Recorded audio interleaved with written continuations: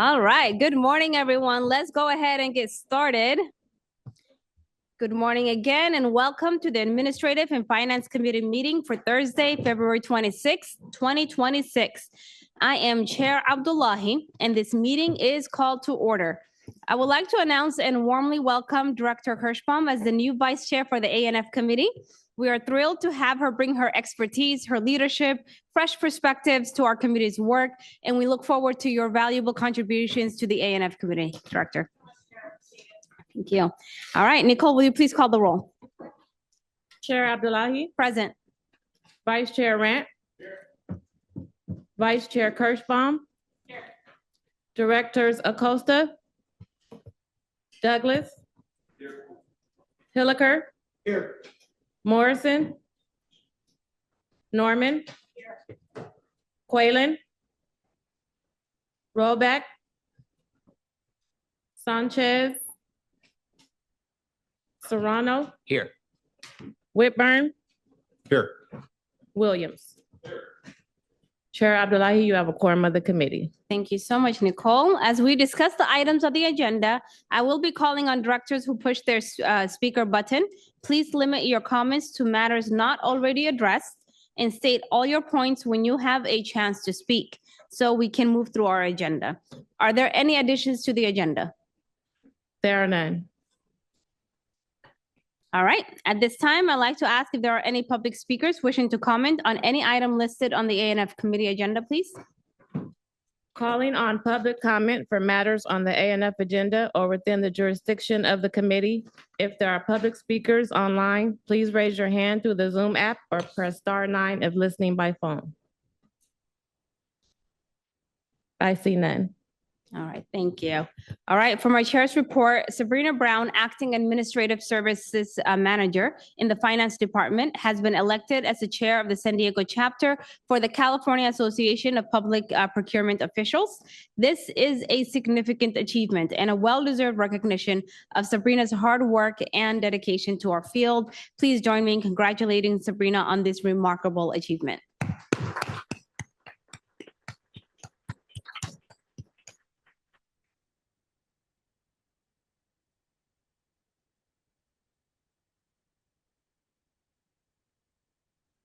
All right, so we are having a little bit of a technical difficulty. The queue is not working. If you wish to speak, please, on any of the items, please feel free to raise your hand and we will call on you that way. When technology fails, the human alternatives do not fail. Are there any directors' comments? All right, seeing no hands raised. There are two items on the consent calendar: staff recommendation to note and file the monthly treasurer's report, as well as adopting the benefit summaries regarding CalPERS compliance. Are there any questions or comments? Seeing no hand raised. Do I have a motion to approve the consent calendar? So moved, Serrano. All right, so I saw a hand from Vice Chair Arant and then also noted from Chair Serrano. So any second? Sorry, I went that out of order. So I'll second. I'll second. All right. So motion by Vice Chair Arant and seconded by Chair Serrano. We have a motion and a second. All those in favor say aye. Aye. Any opposed? Any abstentions? All right, the item passes. We have one presentation item today, and I will now hand it over to Lisa Marie Harris for the Securities Law Municipal Disclosure Training. Take it away. All right. Good morning, Director Abdullahi or Chair Abdullahi and Board of Directors, Lisa Marie Harris. So this is an annual disclosure training that we offer. The securities laws are the governing laws, federal laws that govern our debt when we issue debt into the market. And typically we like to do this every year just to give you a refresher and then also for new board of directors to understand their fiduciary responsibilities.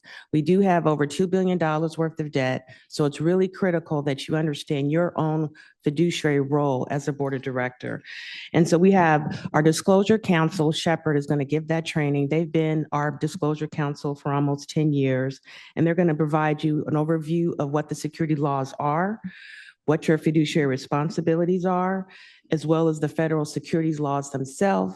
And they'll also go through different anti-fraud case studies as well, just to give you an overview. So feel free to be engaged with this discussion. I encourage you to ask questions. There is no stupid question, so please don't be afraid to ask Tim anything you want about disclosure law. And so with that, I'm gonna turn it over to Tim. Hello, my name's Tim Reimers. I'm a partner at Shepherd, and I'm joined by my colleague, Kennedy Klein, and we're grateful for the opportunity today to talk to you about securities law and your obligation with respect to the same. As Lisa Marie indicated, that we're happy to answer questions. You can raise your hand during the presentation, or we'll make time at the end as well. Although she did say there's no stupid questions. One time I was on a tour of Windsor Castle, and they did ask, one of the people asked why they built it so close to the airport. So I'll challenge the premise, but here I don't think we'll have those same issues. So Kennedy is going to begin our training after I give a little introduction. I've introduced ourselves. The background information is it's important that you get training on these. A lot of the issues around securities law and your obligations and the agency's obligations with respect to the same have to do with acting reasonably and being diligent and that sort of thing. And this training is part of the process of doing that. The goals of this training is to get you to know the framework for what we're doing in helping you create your securities law documents and comply with securities obligations for the Water Authority. Kennedy. Okay, so first and foremost, as board members of the authority, you have certain fiduciary obligations to the board. So there are a host of them. The big three are these three on the screen. So the duty of care, the duty of loyalty, and duty of obedience. The duty of care, we can think of this sort of as due diligence, asking questions where needed, digging into things when something might feel off, not taking things at face value. The duty of loyalty is acting in the best interest of the authority, even when that might conflict with your own personal interests or other external interests. And the duty of obedience is complying with legal and regulatory reporting requirements. So as we talk about these securities laws today, they're important because they enable you all to fulfill these fiduciary obligations. So why is disclosure necessary? At base, disclosure is necessary because the authority issues securities on the public market, right? So the authority issues securities, bonds, commercial paper, and often ask for significant sums of money from investors. So it's important that you disclose all of that information to investors, have a level playing field so everyone knows where their money is going, what they're investing in.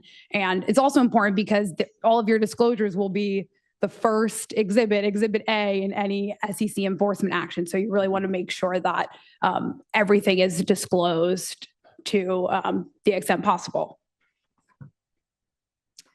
Okay, so these are the main statutes of the federal securities laws. Tim and I won't bore you all with the specifics of the laws, but generally, this Section 17A and Rule 10.5B, they underpin the anti-fraud rules. They apply to all sales and offers of securities, be they public or private. And then Rule 15C212 is specific to municipal issuers and requires ongoing disclosures to be made to investors after their initial investment. So these are really the core laws that underpin the anti-fraud doctrines we'll be talking about today.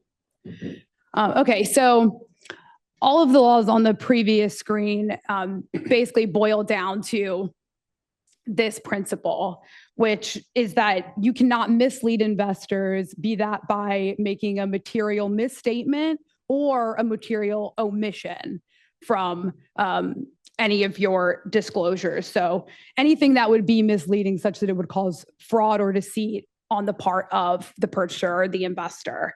And this anti-fraud doctrine is at its core meant to protect the integrity of the public market as a whole. Okay, so what does material mean? So as you heard in the last slide, the law requires you to not make any material misstatements or material omissions. So we have to know what material means, right? So the common standard for materiality comes from a Supreme Court case where the Supreme Court held that information was material if it had a substantial likelihood that a reasonable investor, so not any investor, a reasonable investor would consider the information important in deciding whether to make their investment. So in making this determination of what material is, it's context dependent, right? So it depends on all the facts and circumstances at play. But when it's looked at, when the courts are looking at this, it's usually on a retroactive basis, right? After everything is said and done, hindsight is 2020. So that's why conservative, proactive disclosure is really the best practice. The next one. Okay, so when do the anti-fraud rules apply? Really, they apply anytime the authority is speaking to the public market. So that applies to, of course, new offerings, those initial disclosures, the offering statements that you make, but they also apply to continuing disclosures that you make on an annual basis or a reoccurring basis.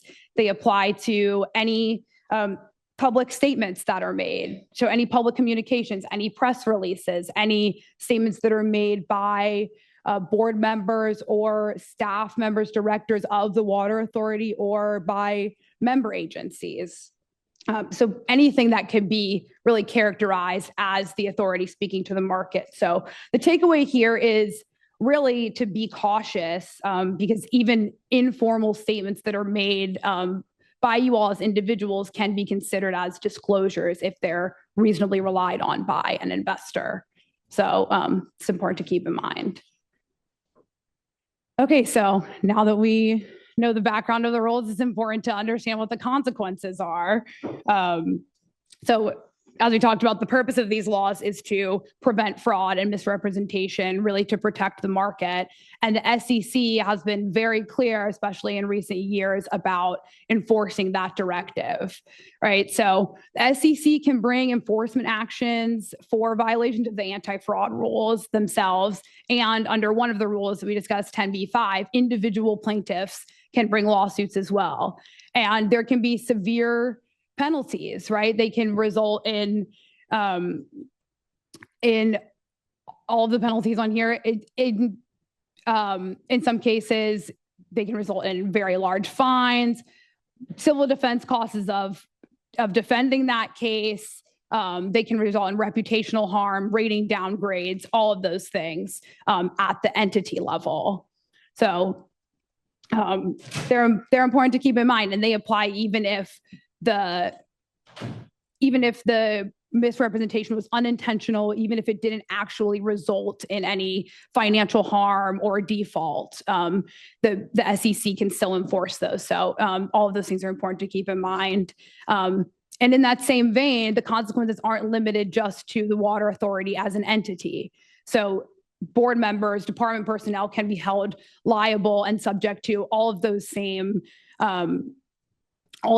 penalties, fines, injunctions, and the like. So that's really important to keep in mind. That's why really personal diligence and engagement is critical for you all as individuals as well as at the entity level.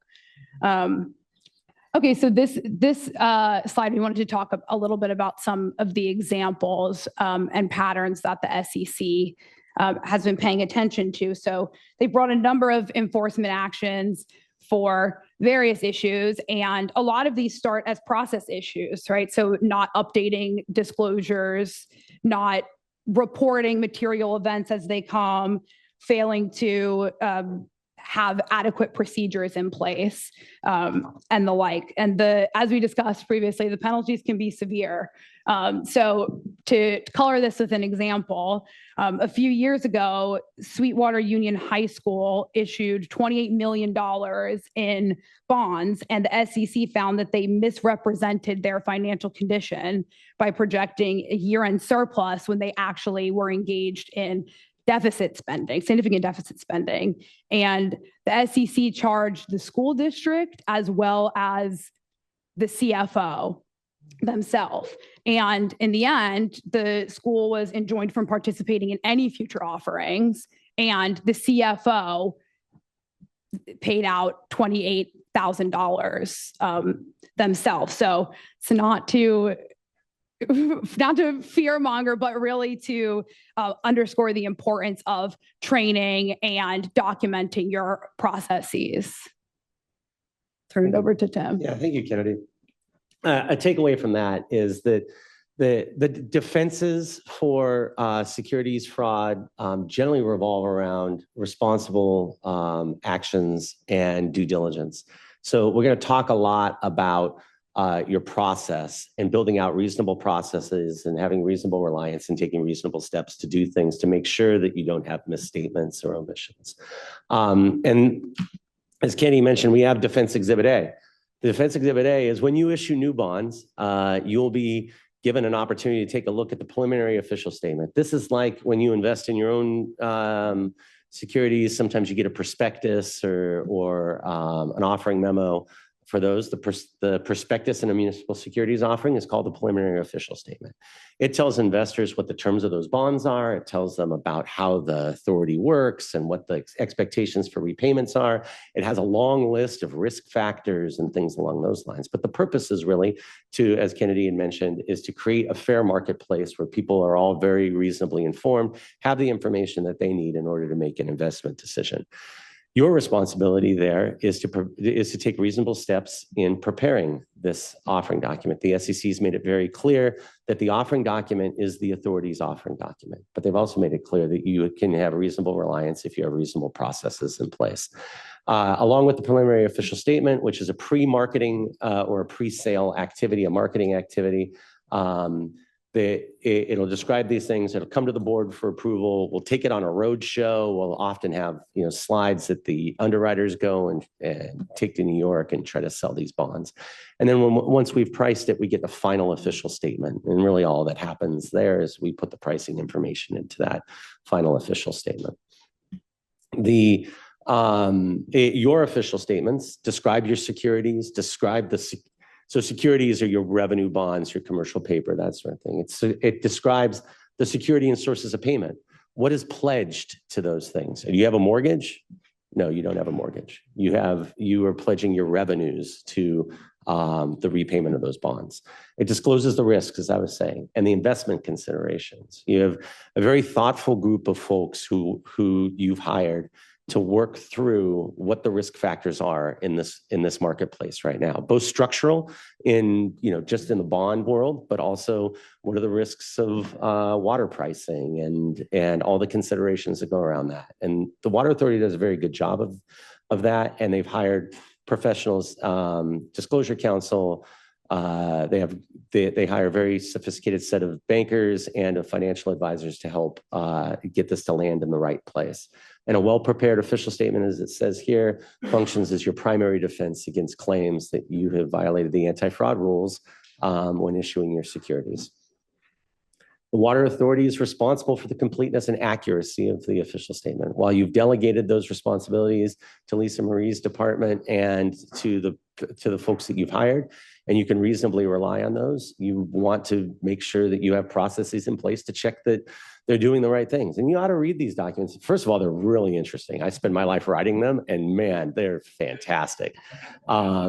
It's a page turner, really. Like, I gave my wife one for Christmas, and she never slept as well. No, but if you're in the water business, it is actually very interesting reading. And one of the things you'll find is if you read these, you might actually have things that you have questions about. And I would offer you, if you've read it, to reach out to, through your own processes, to reach out to the department, to the finance department, to raise questions if you have them, or to give them a high five and a gold star for doing a great job. The department officials, your processes include things like the department officials being responsible for sections of the official statement that it fit within their expertise, reading them, providing comments on them, updating them, sending an email that they're signed off on those things. And they provide a fair amount of vigilance and process. Remember, we want to create reasonable processes for getting it right to make sure that your document is as accurate as possible. Because we're looking for two things. It's pretty easy to not misstate the things that you put in. We put in finance numbers. We double check those finance numbers. They're almost always right the first time. But it's the omission. It's the thing that the investor needed to know that we just didn't say. That's where the trap really is. So when we're looking at the official statement, we begin with the big picture, and while we start from precedent, we never start with it's always going to be the same as last year. So we ask some of these questions, and these are questions that you should ask of yourselves when you're issuing bonds, right? Why are we doing this? Why are we issuing these monies? Often we're refinancing for cost savings. But I think you'll hear that in the future, we're going to issue new bonds, or we're going to be asked to issue new bonds for new projects, new capital projects. How the proceeds be used? What type of securities? Are they short-term? Are they long-term? What's the repayment stream? I was glib about a mortgage. You don't have that. What is pledged? Your revenues are pledged. Are all your revenues pledged? Substantially, yes. Are there circumstances that might interfere with the repayment of the security? What else could go wrong? What could go wrong when thinking about this in the short term, long term, and so on? And then we disclose it, and we write a story about those issues so that investors know what they're investing in and they have the risks identified. Some additional questions. What's our financial condition? How are we doing? What options do bondholders have if the revenues aren't sufficient to pay? What do security holders need to know about the information that's being described? And have we identified all the risks? Hot topics. So it's interesting. And if you read one of these documents, or if you've been doing this for 20 years like I have, the things shift. Sometimes we talked about rain, and sometimes we talked about drought. Sometimes we talked about COVID. Sometimes we've talked about other things, but these are some of the hot topics right now. Cybersecurity is a big issue. Climate change is a big issue. AI, and as everybody in politics understands, federal policy and how the feds are dealing with California in particular are super hot topics. Other key topics include ESG, environmental issues. The Water Authority in particular is being reviewed all the time for how they're doing it on environmental issues. And then pension and post-employment. For as long as I've been doing this, post and pension employment benefits have been a key issue. And thinking about those liabilities in the long term requires a fair amount of disclosure. But we always ask, what issues cross your desk that you think an investor might want to know? And we'd love to know what you think. So, but all this is about creating a disclosure culture and creating internal controls. So having a process in place to make sure that you get these things right, having a department who talks about these things on a regular basis, who's thinking about, hey, what should we be saying to the market right here?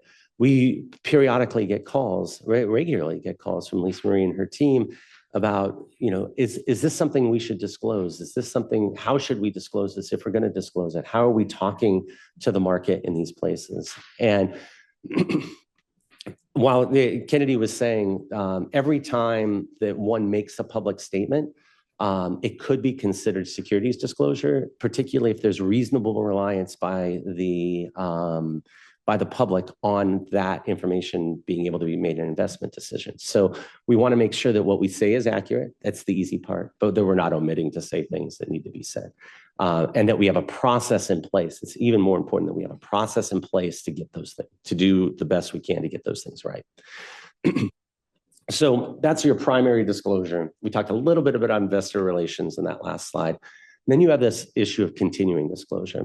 In order to issue municipal securities, this Rule 15C212 says that the underwriters have to have an arrangement with the issuer of those securities, the Water Authority, to provide continuing disclosure. That continuing disclosure looks like an annual report that you guys put out. You guys actually doing a really, really thorough job in your annual reporting. And then it has some, we used to call them material event notices. Some of them have to be some of them have to be disclosed even if they're not material, but you have some periodic things that if they come up, you need to tell people. But the important thing for this presentation is the anti-fraud rules apply. When we're putting out our continuing disclosure report, we're very careful to make sure that we're meeting the same standards that we try to meet when we're putting out our initial disclosure with the official statement. I mentioned some of those events. The finance department has processes in place to make sure that if any of these things happen, that we're talking about filing with the Municipal Securities Disclosure Repository called EMMA, a notice. These things don't happen a lot. Non-payment, you guys don't have that. Modifications to right of bondholders, it's not something you do. Bond calls, we do from time to time. When there's a redemption, redemption just means an early payment of the bonds. Or a release of substitution of property. You guys don't have this happen, but from time to time, other of the things do happen, such as rating changes or the change of the name of a trustee or something along those lines. Those things have happened. But we have in place processes, and you ought to encourage the department to have in place processes to make sure that these things are identified and promptly disclosed and in accordance with its continuing disclosure obligations. Otherwise, if you don't do that, the consequences, you got to tell investors in the future that you failed to meet your continuing disclosure obligations, and there's a risk that it might hurt your pricing on your bonds in the future, and nobody wants that because that leads to higher water rates, and everybody's here to make sure that we have lower water rates. So procedures to identify financial obligations. One of the things, one of those event notices is that if you incur new financial obligations, you got to make the, you need to make people aware of that and file a notice. So many agencies, including yours, assess their capital needs, and they're looking for financial obligations. These are usually typically loans and that sort of things, but they could be hidden in construction contracts and in leases. For some agencies have a big TI allowance on something they're leasing, but we're looking for a process in place to identify those material events, and you guys have done that well, and we hope that you continue to do that. There's also voluntary disclosures. The municipal marketplace, the repository for this information, the EMMA, can receive voluntary disclosures, and from time to time, it makes sense for you to put out a notice. We'll often do that in advance of a financing to let the marketplace know that that financing is coming, that we may or may not do it. It's subject to board approval and those sorts of things. But when we do that, we have the possibility that we're moving a market. And if we're going to move a market, we better comply with our anti-fraud rules. That 10b-5 rule will apply. No material misstatements, no omissions. You guys will be repeating that on your drive home. No material misstatements, no omissions. The SEC has charged folks for involuntary disclosure, for the voluntary disclosures that were inaccurately done. And back when we had COVID-19 was the hot topic, the SEC actually encouraged people to file disclosures to say how COVID impacts were going to impact their departments or their agencies. So another speaking to the market. This one's very obviously that you're speaking to market. Investors will call and want to talk to water authority officials about, hey, are you issuing new bonds? Maybe they're just looking for business. They'd like to buy those bonds. Maybe they want to know if there's going to be additional debt. Maybe they want to know what that's going to do to affect ratios and that sort of thing. But anytime you're interacting with the investing public, you want to make sure that you're telling a complete story. A good process for that is to kindly take a question and to respond via a notice on EMMA so that all investors can get that information at the same time. In other public securities markets, not the municipal securities markets, there's a regulation called Regulation FD, which says FD stands for Fair Disclosure, which requires the GEs or the American Airlines of the world to put out disclosure at the same time to everybody. You don't have that same rule, but our advice is always to try to emulate those markets and to try to disclose things all at the same time. EMMA is a great place to post that with a voluntary disclosure that answers pressing questions from investors if we're going to answer those. So we talked a little bit earlier about creating a disclosure culture. creating a place where you talk about making these disclosures in the future, particularly if you have bond issuances or continuing disclosure obligations coming up. So you should establish a disclosure team. You've got that. You have a disclosure team in-house, and you have a disclosure team that has been hired. Each year, review the requirements of your continuing disclosure undertaking. Yours hasn't changed in a long time, and you actually really don't have a very heavy burden. But it's important to take a look at those, gather the required information, coordinate it, review it internally, review it externally, get it approved, make sure everybody who might have feedback on it has a chance to review it and sign off on it. Consider if there's anything else that you need to do. We're always looking for the omission. And then finalize that information and get it posted timely on Emma. You guys do that process well, and we encourage that to continue. The role of the board now. So as you say here, I've been telling you what your departments are doing to do this and what your outside counsel and advisors are doing. What's your job here? So your job is you're responsible to ensure that you comply with these securities law. And this offering document is your offering document. And you say, gosh, I can't sit there and type all night. These things 200, 300, 400 pages sometimes. I'm not going to do that work. You don't have to do that work. The SEC says that you can reasonably delegate those things. Your job is to make sure that they have the resources to do it and that you have a reasonable process in place and that you're asking reasonable questions in order to make sure that that information is as accurate as possible. So the board may reasonably rely on the advice of its professionals, but it has to exercise independent judgment in approving the securities disclosure.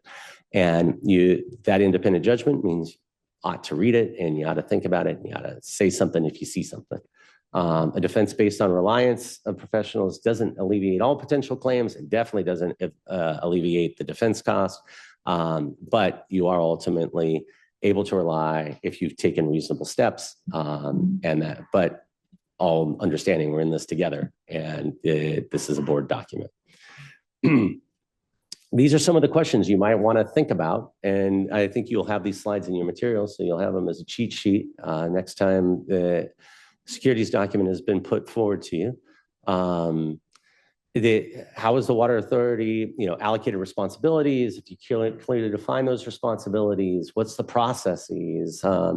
What have you done to establish the accuracy of the financial information? Has anything happened since the date that it was put together and the date that we're being asked to approve and the date we're going to publish it? Those are all very fair questions. Interestingly enough, they're also the questions that your underwriters ask on our final due diligence call. So we're usually in a position to answer those questions quite easily. Here are some more. What policies and procedures do you have in place? What procedures have you established to, make sure that the descriptions are right? What about for investment and distribution of proceeds? How are you doing your fund control? Do the procedures permit underwriters to carry out their due diligence? Are you giving everybody a fair chance to make sure that these documents are right? And is there my favorite? Is there anything else that we should know about these things in order to be able to make a reasonable decision to make an investment decision? So now that you've got this cheat sheet, Lisa Marie will be super happy to have us write up some answers to those. In any event, my name's Tim Reimers. Kennedy joined us. Kendra helped put this together. We're your disclosure council team, and we're thrilled to be able to help you guys with what you do. We're huge fans of the work that you guys do and getting to work with you. So, any questions? Thank you. Thank you so much. We have a question. Go ahead, Director Kirschbaum. Thank you. So the official statement, is that an annual requirement or is it more frequent? So the official statement, it'll start with a preliminary official statement. And that is that's the offering document. So anytime you're going to issue new securities, you're going to issue some new bonds, you'll get a book that'll sit about 200-300 pages. And it will include a description of the bonds, what the terms of them are, when they pay, how they pay, what the security is, and that sort of thing. A description of the authority, what does this authority do? Why does it do it? Where does the water come from? This or that. And then a description of the finances, and then a description of the risk factors, like what could come up, both on the bond structure and like in the economy, in the water world, like what are those risk factors? And that's when the bonds are being purchased by an investor for the first time, that's the offering document that they're getting. And then on an annual basis, some of the information in that, we contractually agree to update some of that information. And you guys actually provide an annual report that updates well more than what you're required to contractually, but definitely hits what you're required to do contractually. So when you look at your annual report at the end of the year, I'm not calling it by the right name. Yeah, I just wanted to add that the annual report is actually a document that's included with the ACFR document. So when you're approving our annual financial statements, you're also approving the disclosure documents. It's a nice way to have both key documents together for the investors along with the financial community. Yeah. And that document speaks to the market, and you should read it with a similar eye to, are we saying the things that we need to say about the Water Authority and its financial position, its ability to repay bonds? And you generally do a very good job of that. Thank you. Yeah. Any other questions? Well, thank you for your time. Tim, Oh, yeah. I do have one question Yeah. for you. So first, thank you for being here, you and your team. In the definition of material, I think your team said something to the effect of you're speaking to the market, right? So I was hoping that you could provide some insight on how misstatements in the media or even an AI-generated story may be viewed in the marketplace. Yeah, so it's an interesting, yeah, I'd love to. All right, so bear with me for a second. So we used to have this theory, and it still exists. It's called the envelope theory, right? And what it was that if you were Procter & Gamble and you were selling stock, you would have a prospectus, you would have some offering materials, and you'd send that to an investor and you'd stuff it in an envelope. But anything you put in that envelope that you sent to that investor could be considered marketing materials for those bonds. But if you also ran a commercial on television that said that Tide, I think it's Procter & Gamble thing, but it said that your product, cured all ills, that the thing that wasn't in the envelope wasn't considered securities disclosure, right? It was puffery, it was marketing, it was that sort of thing for your product. But what was in the envelope was definitely securities disclosure. We live in a world today where we don't exchange envelopes anymore the same way. And we've blurred the lines of where we are, what a reasonable investor might be able to rely on. There are investment firms who have AI systems that dig into your minutes and your reports and your contracts and this sort of thing that are really using sophisticated means to try to get a leg up on other folks, because information is key in knowing more than the other people who are trading on your debt, right? So it's becoming harder and harder to decide what's in the envelope and what's outside of the envelope. That's the beginning of the answer to the question. So what all that really means is that it's hard to determine when you're talking in the market. So one should be a little more cautious when speaking about Water Authority things, to make sure that you think that you're talking to the market. If you're going to make statements about Water Authority focused things, that would a reasonable investor be able to take this information and think that they could trade on this information? And if so, then we should have a little bit of a conversation about how to best say what needs to be said. That said, not everything that's said necessarily is reasonable for an investor to rely on. If I'm at a dinner party and just saying, the price of my water bill is just too darn high, I'm not sure that that's something that a reasonable investor should say that they should trade on. It's probably not Water Authority policy or those sorts of things. But I'll give you a little example too of how it gets, how what you do formally protects a little bit about what you do informally. The SEC has said that that if you are doing your regular reporting, if you're putting out your annual reports, if you're doing good continuing disclosure, I'm going to overstate it a little bit, but it'll help make the example. It's not as reasonable for an investor to rely on informal statements. The counterpositive happened in Harrisburg. City of Harrisburg wasn't putting out its continuing disclosure reports. And the mayor got up and made a state of the city speech where they said everything was awesome and nothing was awesome in Harrisburg at the time.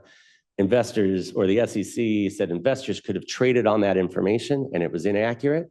And it was a political puffery speech. Everybody knew that it wasn't accurate, but because they hadn't done their continuing disclosure reports, because they hadn't done the blocking and tackling and the regular thing, it became reasonable for investors to rely on the mayor's statements there. So the work that the finance department does on making sure that all the little P's and Q's are minded is important for keeping you away from reasonable reliance by investors. But I wouldn't rely on a world where investors might not say that they relied on statements that were made in other public settings. Was that good enough? Yes, thank you. Okay. It's a good lawyer answer, maybe. All right. All Excellent. right. Thank you so much, Tim Thank and you. Kennedy. I appreciate the training for all of us. And I don't see any other hands that are raised for any questions. All right, Vice Chair Arant. Yeah, I once heard Donald Rumsfeld make a speech talking about information intel, and he talked about the known knowns, the known unknowns, and the unknown unknowns.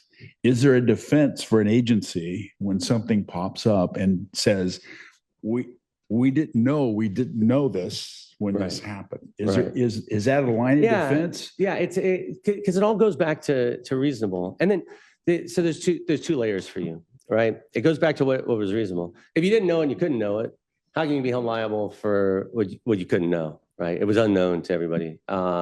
We've had this come up in many instances, but we don't actually end up spending a ton of time on those issues. What we really end up spending a ton of time is on the tweeners.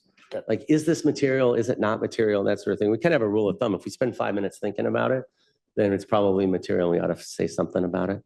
The other piece is that in creating the cases for liability, your process is as important as the result. So even if you got the statement wrong, but you did all the things to get it right, that's where a lot of your defense is. Okay. So you want to create good processes and be engaged in that sort of thing. Because you have to be irresponsible before real big liabilities come along. Yeah. Is that helpful? Thank you. All right, last chance. Any other questions? All right, so we have 3 information items on the agenda. There are no closed session items and there's no further business. The ANF Committee net meeting is now adjourned. Engineering and Operations Committee up next in 5 minutes. Thank you all. Good morning, everybody. Well, welcome to the Engineering and Operations Committee meeting for Thursday, February 26th. I am Vice Chair Fong Sakai. I'm filling in for Chair Ray, who's absent from today's meeting. This meeting is called to order. Roxana, would you please call the roll? Chair Ray is absent. Vice Chair Fong Sakai. Present. Vice Chair Heidemann. Here?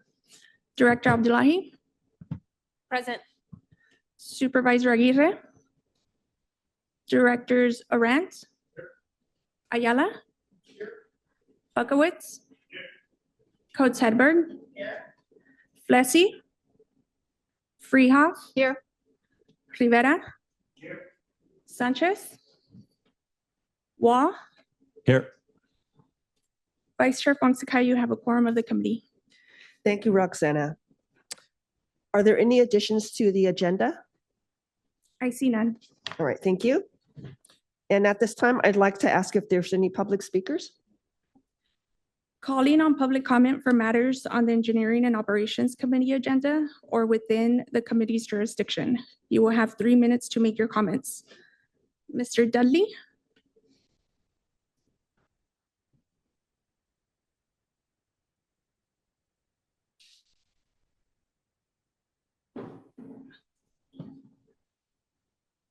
You may begin now. Good morning. My name is Robert Dudley. I'm a 43-year resident of Lake Hodges. I've overseen the lake and the development, the up and down of the water levels for 43 years. My comments this morning are to advocate for further pause before closing the pipeline between Lake Hodges and the Water Authority Reservoir at Alevenheim. I think that the agenda item 1 should be tabled temporarily. I represent a group of concerned citizens who have advocated raising the level of Lake Hodges to allow for operation of the pipeline. We have received endorsement and support from civic organizations representing over 80,000 North County residents. Our supporters include both upstream and downstream communities. The downstream communities being Rancho Santa Fe Association, Whispering Palms Community, San Dieguito Planning Group, and upstream, the Rancho Bernardo Del Dios Community Councils. In early 2000, the Water Authority sold them on the concept of the ESP and the power generating facilities. And you made an investment of over $250 million to build that pipeline. But in August of last year, we began to hear rumors about shutting down the pipeline, abandoning the commitment. Later, the authority announced that it was withdrawing its agreement to the cost of sharing in the cost of rebuilding the Lake Hodges Dam. The reasoning, the projected costs ran way up over budget. 2, Lake Hodges water was inaccessible due to the DSOD mandate, keeping the level of the lake at 280 feet. That's been in effect since near 2022. In the interim, our group has committed to developing a study of vaulted arch dams. That study is currently under peer review and expected to be completed within the next month. But in sum, there are more than 16 Eastwood dams that You are have still 30 seconds left. that Please are wrap up still your in comments. operation. 16 of these dams are still operating, and I think none have experienced catastrophic failure. Most, like Lake Hodges, has stood through earthquakes, through and though counterintuitive, our study maintains that a paradoxical comparison occurs where Hodges, the aggregate risk profile between 280 and 295, says that 295 is safer than 280 feet. So I would ask for consideration that we not act on closing this pipeline at this time until the staff has more of an opportunity to consider the alternatives. Thank you very much. Dr. Andrews, you will have 3 minutes.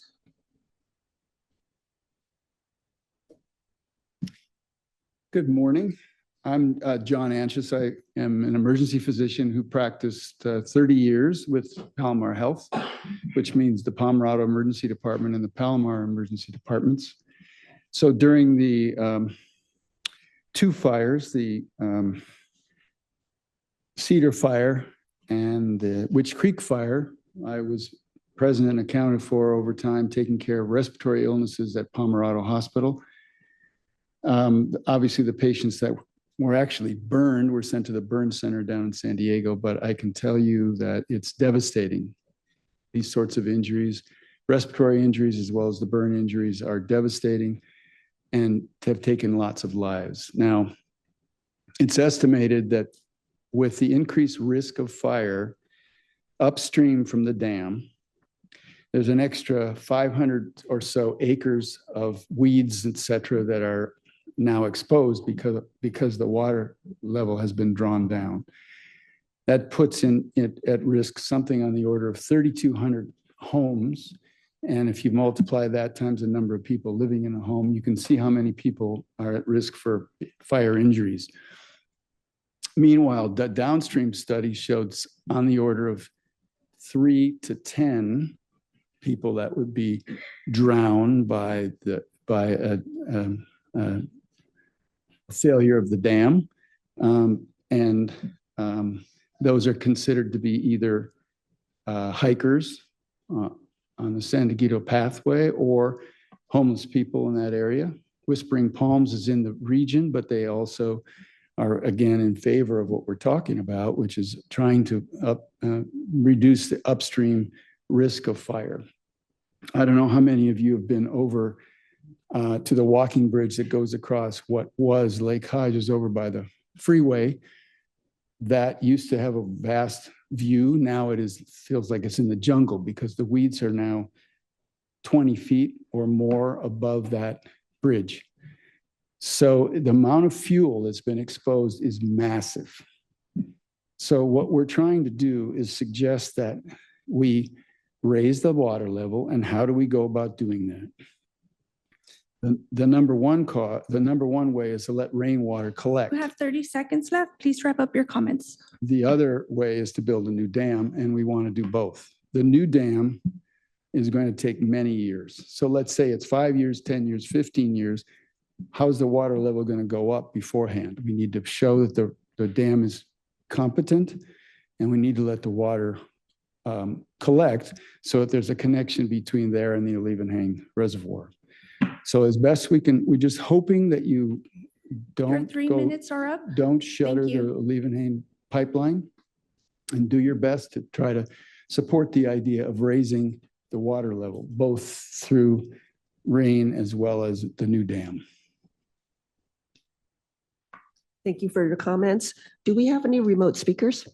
If there are public speakers in the Zoom waiting room, please raise your hand through the Zoom app or press *9 if you are listening by phone. Speaker with the last name Everett, you may begin now. Thank you.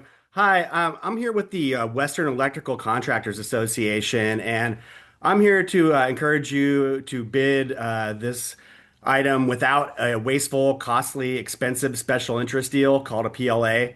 I think I've spoke to this group. I know I've spoke to this group several Speaker with times. the last name Everett.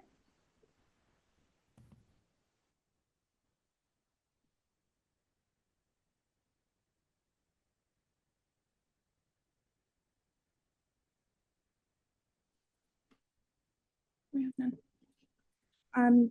There are no further speakers. Thank Ma'am, you, can you hear me Roxanne. now? Are there any director's comments at this time? Ma'am, can you hear me? Looks like our speaker that's remote would like to speak. Mr. Everett, if you're speaking, we do not hear you. Can you? They promoted me to a panelist. No, we cannot hear you.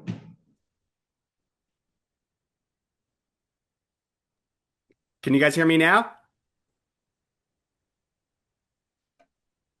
I feel like this is a technical difficulty on your part where you promoted me to a panelist and now you're saying you can't hear me. Might be a technical problem, not sure. Noise removal's on. Mr. Everett, we're checking on our end. Thank you for your patience.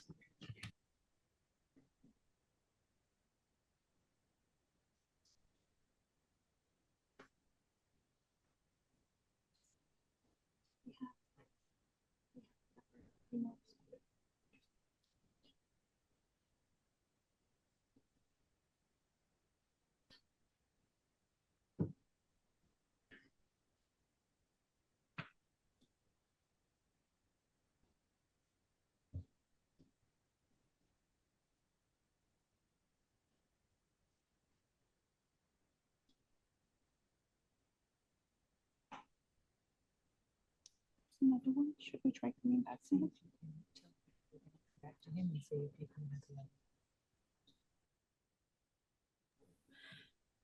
Mr. Everett, we will be checking our technical issues and we'll come back to you. Public Speaker Christensen, you can speak. You have 3 minutes.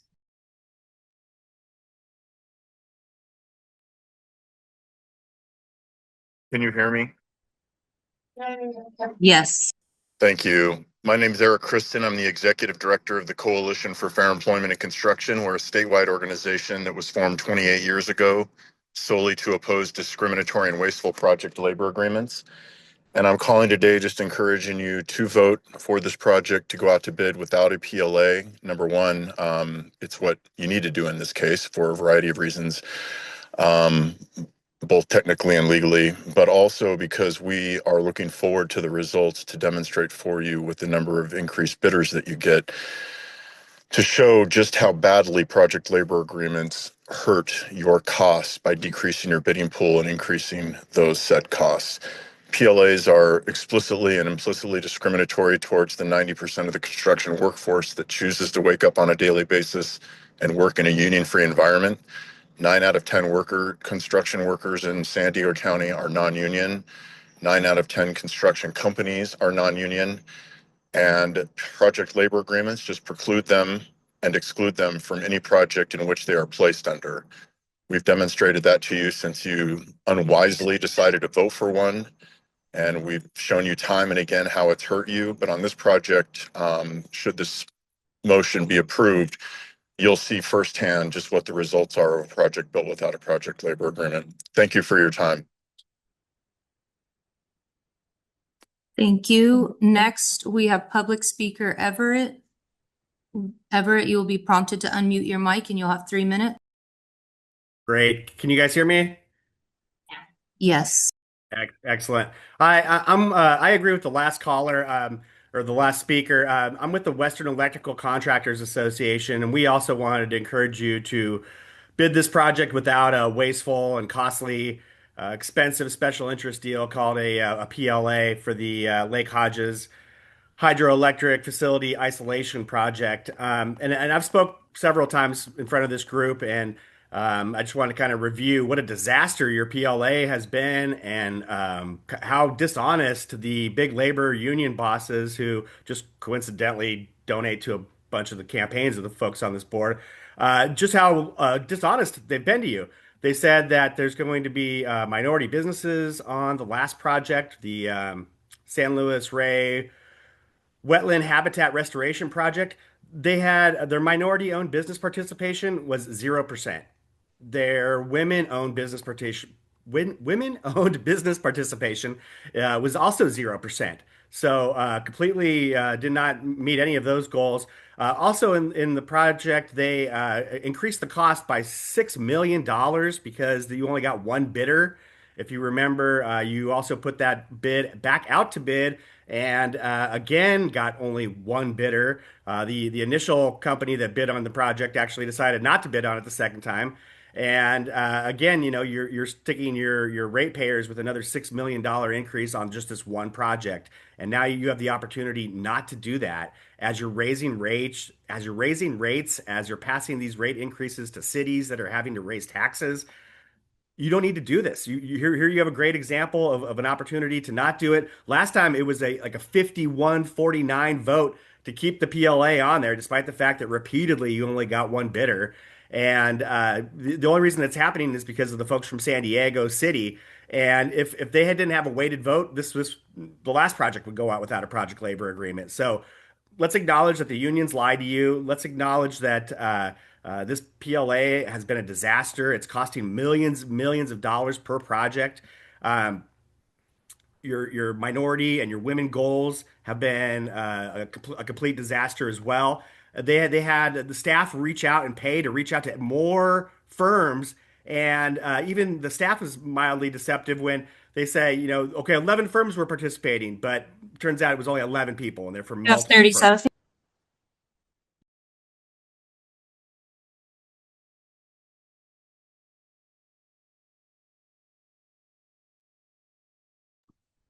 Looks like your mic is muted.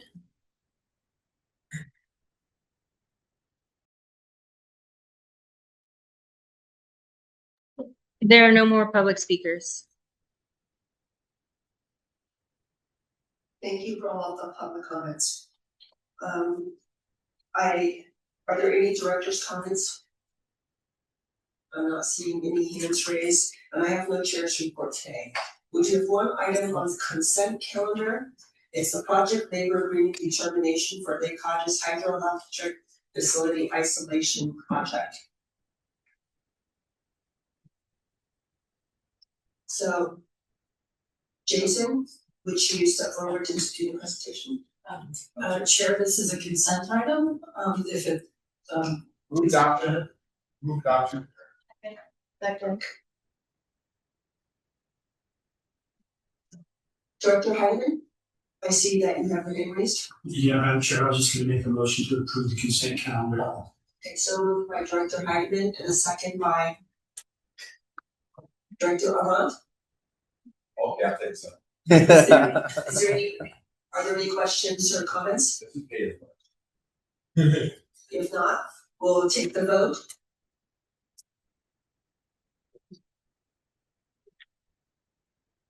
Chair Reed is active. Vice Chair Paulson, aye. Aye. Vice Chair Hyman. Yes. Director Angeloni. Yes. Supervisor Aguirre is absent. Directors Duran, Yes. Ayala, Yes. Buckowitz, Yes. Coates Hedberg, Yes. Bessie is absent. Freehoff, Yes. Rivera. Yeah. Sanchez is absent. Wall, Yes. Vice Chair Paulson, motion passes.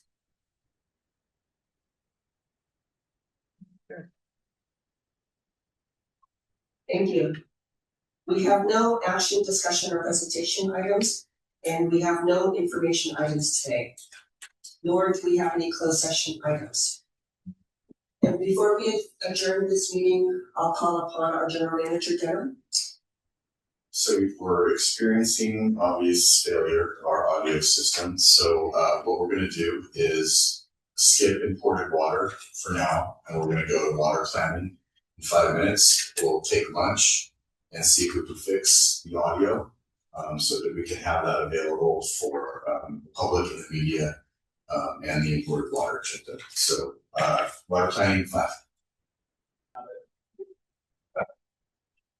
Good morning. Welcome to the Water Planning and Environmental Committee for Thursday, February 26th. We'll call this meeting to order. Suzanne, can you read the roll? Chair Miller, Here. Vice Chair Freehoff, present. Supervisor Aguirre. Directors Castaneda, Here.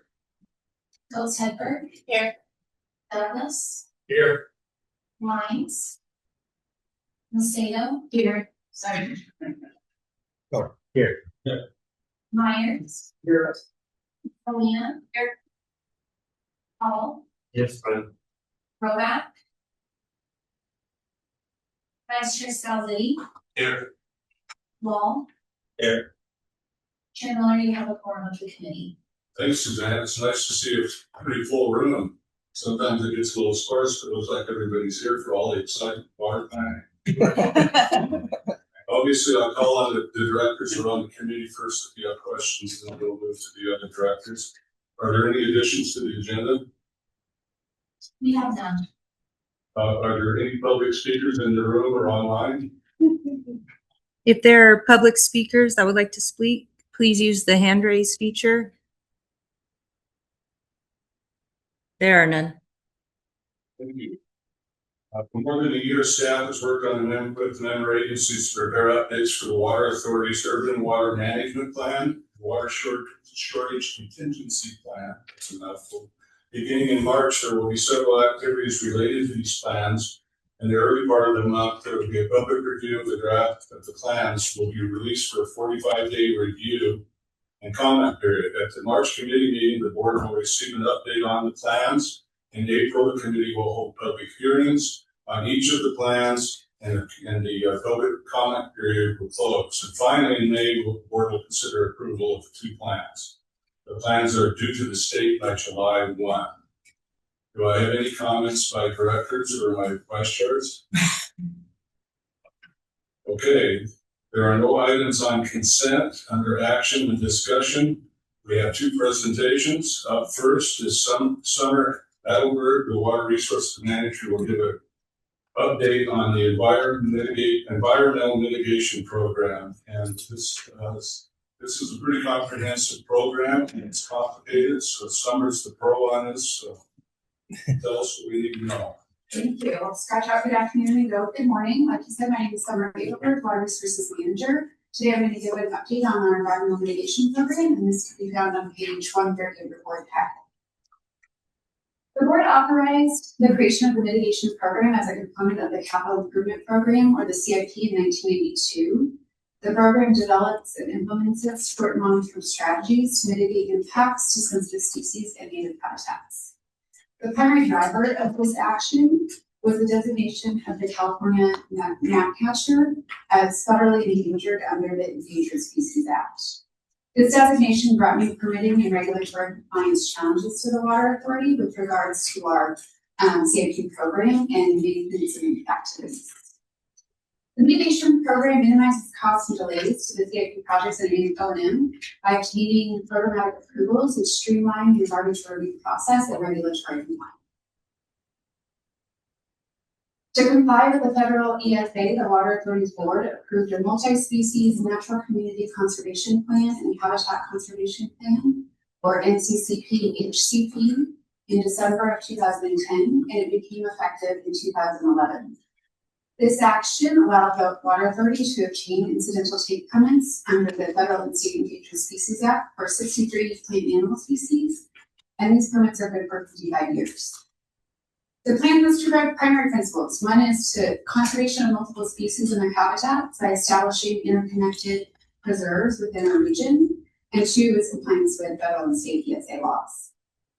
In addition, the plan provides a framework under which the Water Authority implements projects including CIP, O&M, restoration of vegetation, and mitigation projects.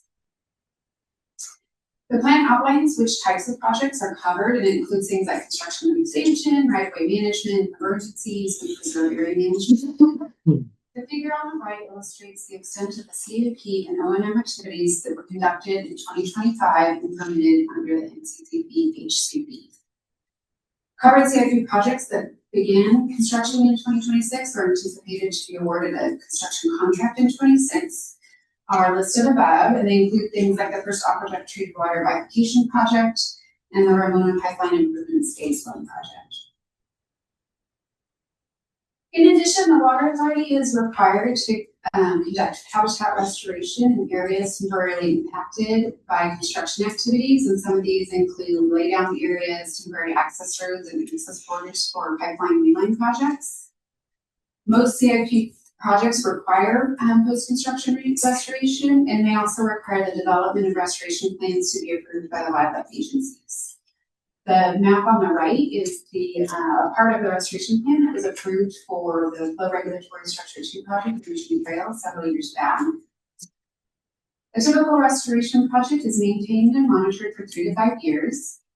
And restoration activities may include things like weed control, pest management, installation of EMPs, installation of temporary irrigation, and hydroseeding and planting of native species.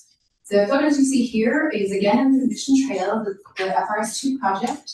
On the left is immediately following construction, and then you go to year 1 and year 3, where it doesn't even look like you're there. As a part of the NCCP, the Water Authority entered into agreements with U.S. Fish and Wildlife and California Department of Fish and Wildlife to manage a number of habitat management areas, or HMAs, in San Diego County to provide habitat-based mitigation.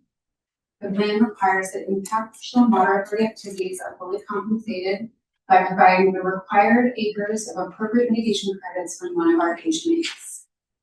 Mitigation credits must be available prior to commencement of construction or maintenance of public activities.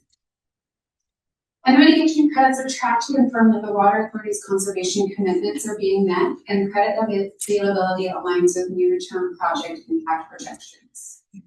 In addition, the Water Authority's staff is required to report out on these on an annual basis. The mitigation credits are typically categorized in 2 different categories, either upland or wetland habitats. The majority of credits available for the Water Authority are upland habitats at our San Miguel Mitigation Bank. And currently we're developing a mitigation site made primarily wetland habitats of the San Luis Rey HMA. This HMA is located within the Water Authority's right-of-way along the San Luis Rey River. The project will create, restore, and enhance approximately 42 acres of riparian wetland and upland vegetation. Upon notice to proceed, approximately 4 acres of credits were made available to the Water Authority in advance of the project completion. Construction of the HMA began in November 2025 with grading, trash removal, grubbing, and clearing. And a portion of this project was funded by a $3 million water smart grant from the Bureau of Reclamation. This project is preparing to install irrigation and conduct intensive weeding efforts before installing native seeds and plants in the fall of 2026 and anticipated to be complete by 2031. The San Miguel HMA is located in the city of Chula Vista near Mother Miguel and San Miguel Mountains. Currently, the property is owned and managed by the U.S. Fish and Wildlife Service San Diego National Wildlife Refuge. In 2017, staff determined that there was an excess of upland mitigation credits for San Miguel, and the board authorized sale of up to 240 mitigation credits. To date, approximately 31 acres of mitigation credits have been sold with a value of $980,535. These funds, as authorized by the board, are reserved to offset costs of the mitigation program, including funding management activities to obtain authorized coverage for Keno checker spot butterfly at San Miguel. In 2025, Water Resources staff here on the left engaged the public about the success of our mitigation program at the Multiple Species Conservation Program annual workshop in the city of Chula Vista.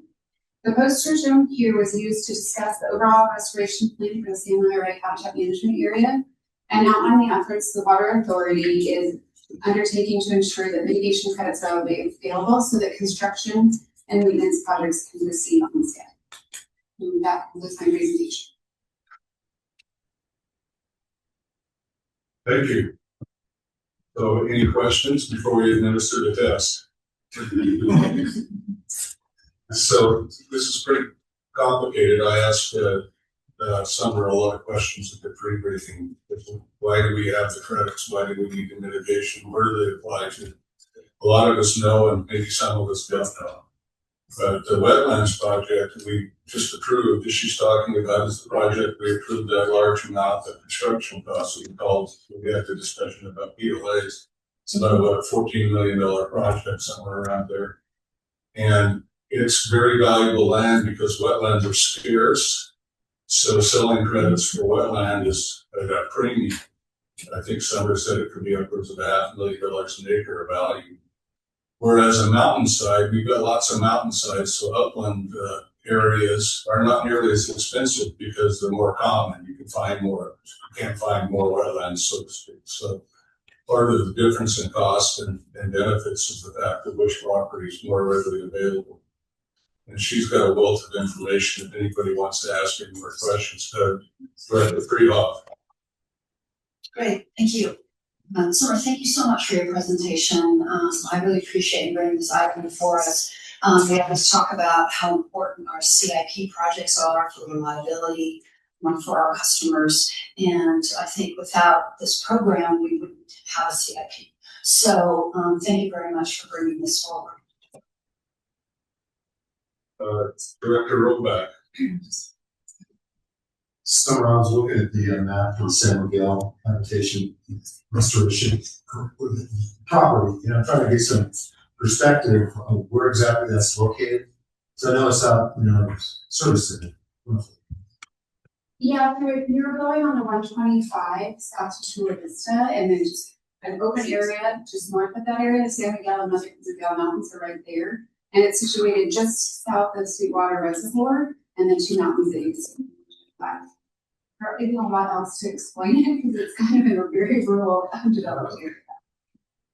There's a larger preserve that makes up a part of the San Miguel conservation area, and we just have a small chunk, large small chunk of it. Thank you. Director Heidemann.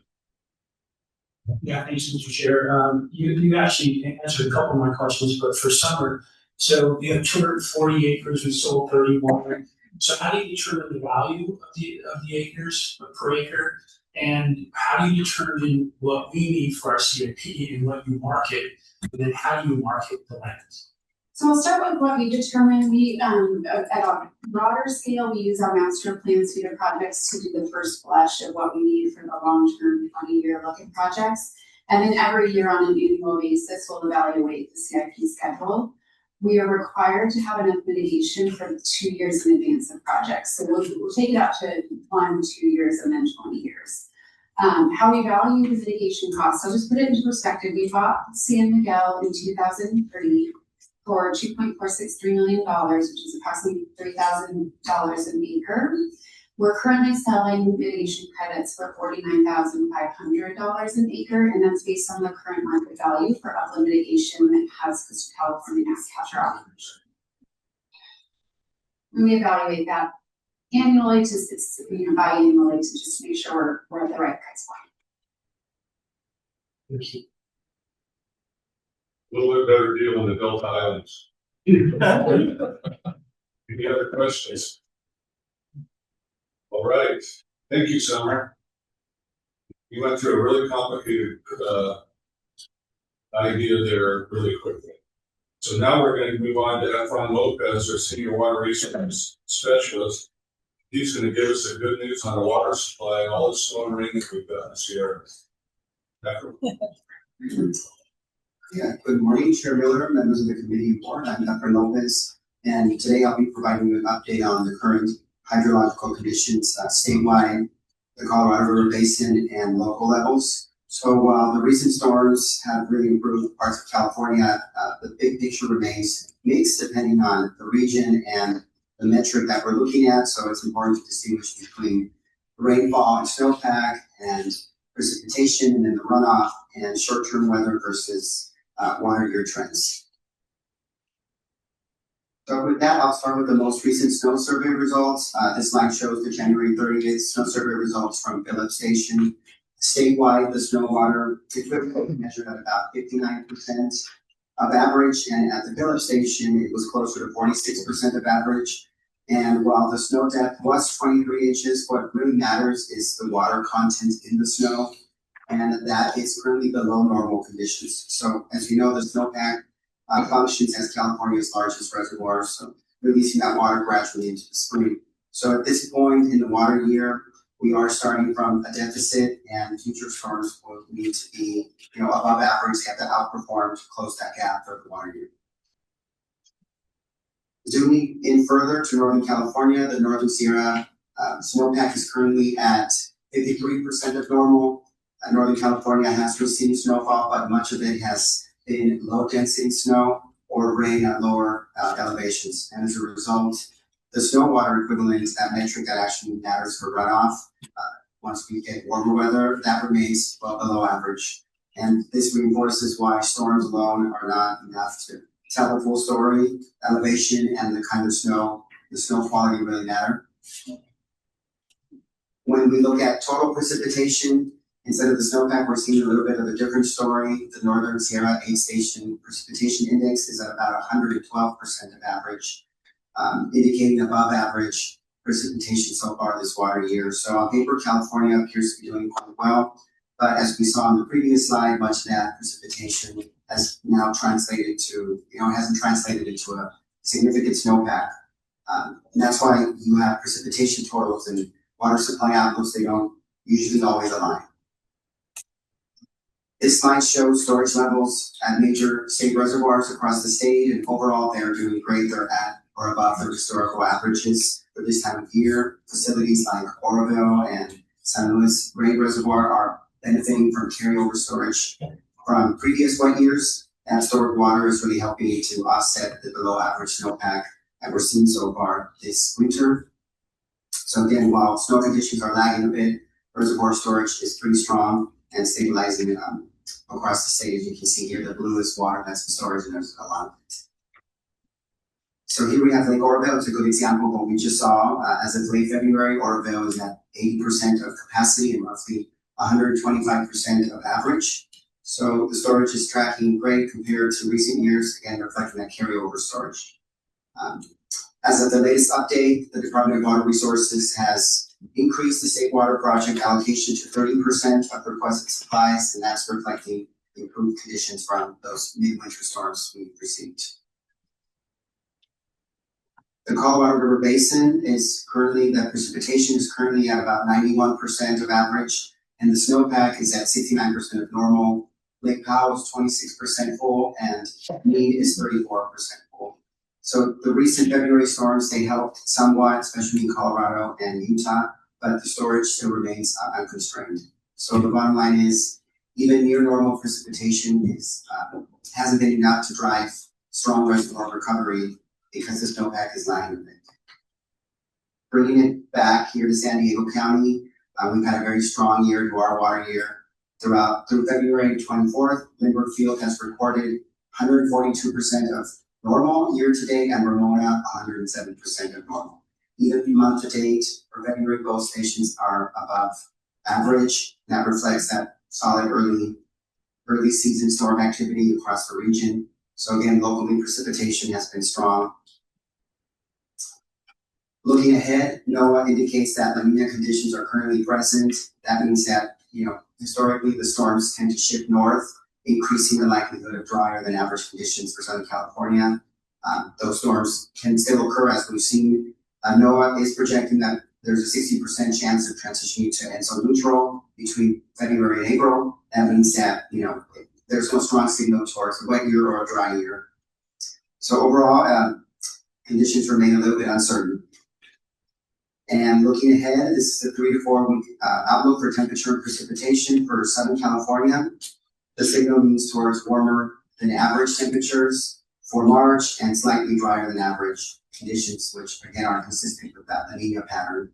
So we'll continue monitoring the snowpack, reservoir storage, and climate indicators closely as we move through the remainder of the water year. And that concludes my presentation. Thanks, Efren. Great questions, Director Paul. Thank you. I did have a question related to slide 72 and 73. One says, one looks like a lot of deficit. It says 53% of normal. And when you look at the graph, it looks like less than 53%. But then the second graph looks great. And you could explain it. So this is actually measuring snowwater content. Microphone.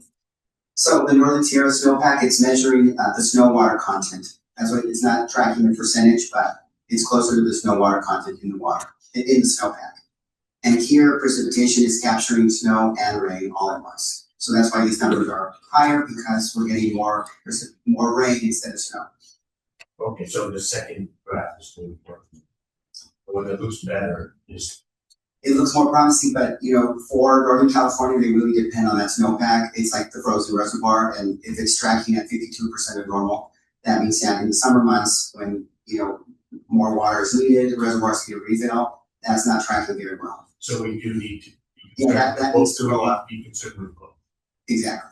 Yeah, you can see, water year 25 last year was well above average. That's the green line, and the year before that. It's also tracking above normal, and then the red line is where we are now. Okay, so the first graph is not a subset of the second. They're both they're measuring two distinctly different things. Exactly. Yes. Okay. Director Heidemann. I was curious or sorry about that. Okay, just wanted to be called. Yeah. All right. Thanks, Efren. I think you're going to start challenging Pierce with the bad news guy. Colorado, the report I got from Colorado is not quite as gloomy, but still it's way below average. They are getting some snow, but it's not going to be a bonus year. It doesn't look like the best case scenario. Maybe we can get to average if we have some more storms. To relate to a point on my cabin in Boise, usually has 3 feet of snow on the ground right now. We barely have an inch, and there's bare spots. So it's the entire northwest as well as the southwest is dry. There's not much snow anywhere. Okay, so that completes our presentations. There's no more information items. No closed session. Unless anybody's got some stories they want to talk about when we go on. Okay, so Mr. Miller. Lunch is here. It's set up, so we'll break for lunch, take 45 minutes for lunch and come back, for imported water.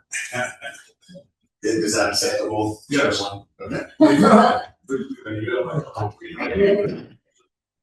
Okay.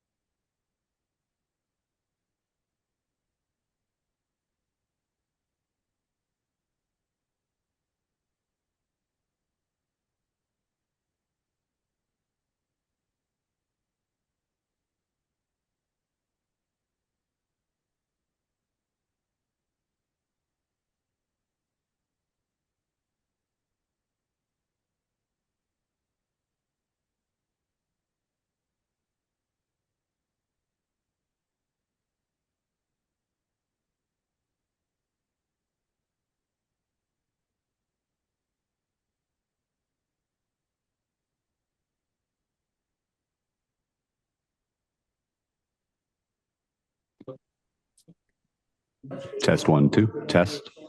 I can hear you loud and clear. Test 1, 2. Got it. Thank you.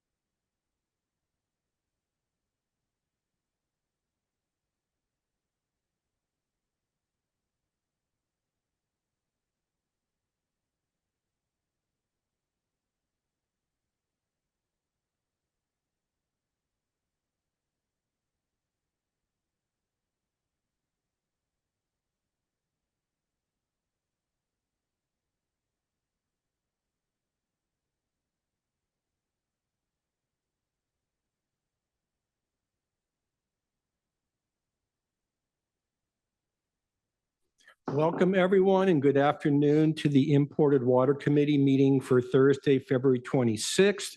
I am Chair Myers, and this meeting is called to order. Apparently, all of our technology issues have been resolved. Even if they haven't, the good news with water is as long as gravity continues, we'll be okay. So can you please call the roll? Chair Myers, Present. Vice Chair Medaffer, Here. Vice Chair Katz, Here. Directors Ayala, Castañeda, Here. Flessy, Fungsakai, Present. Heidemann, Kirschbaum, Miller, Here. Paul, Yes, President. Rivera, Scalzetti, Present. and Serrano. Here.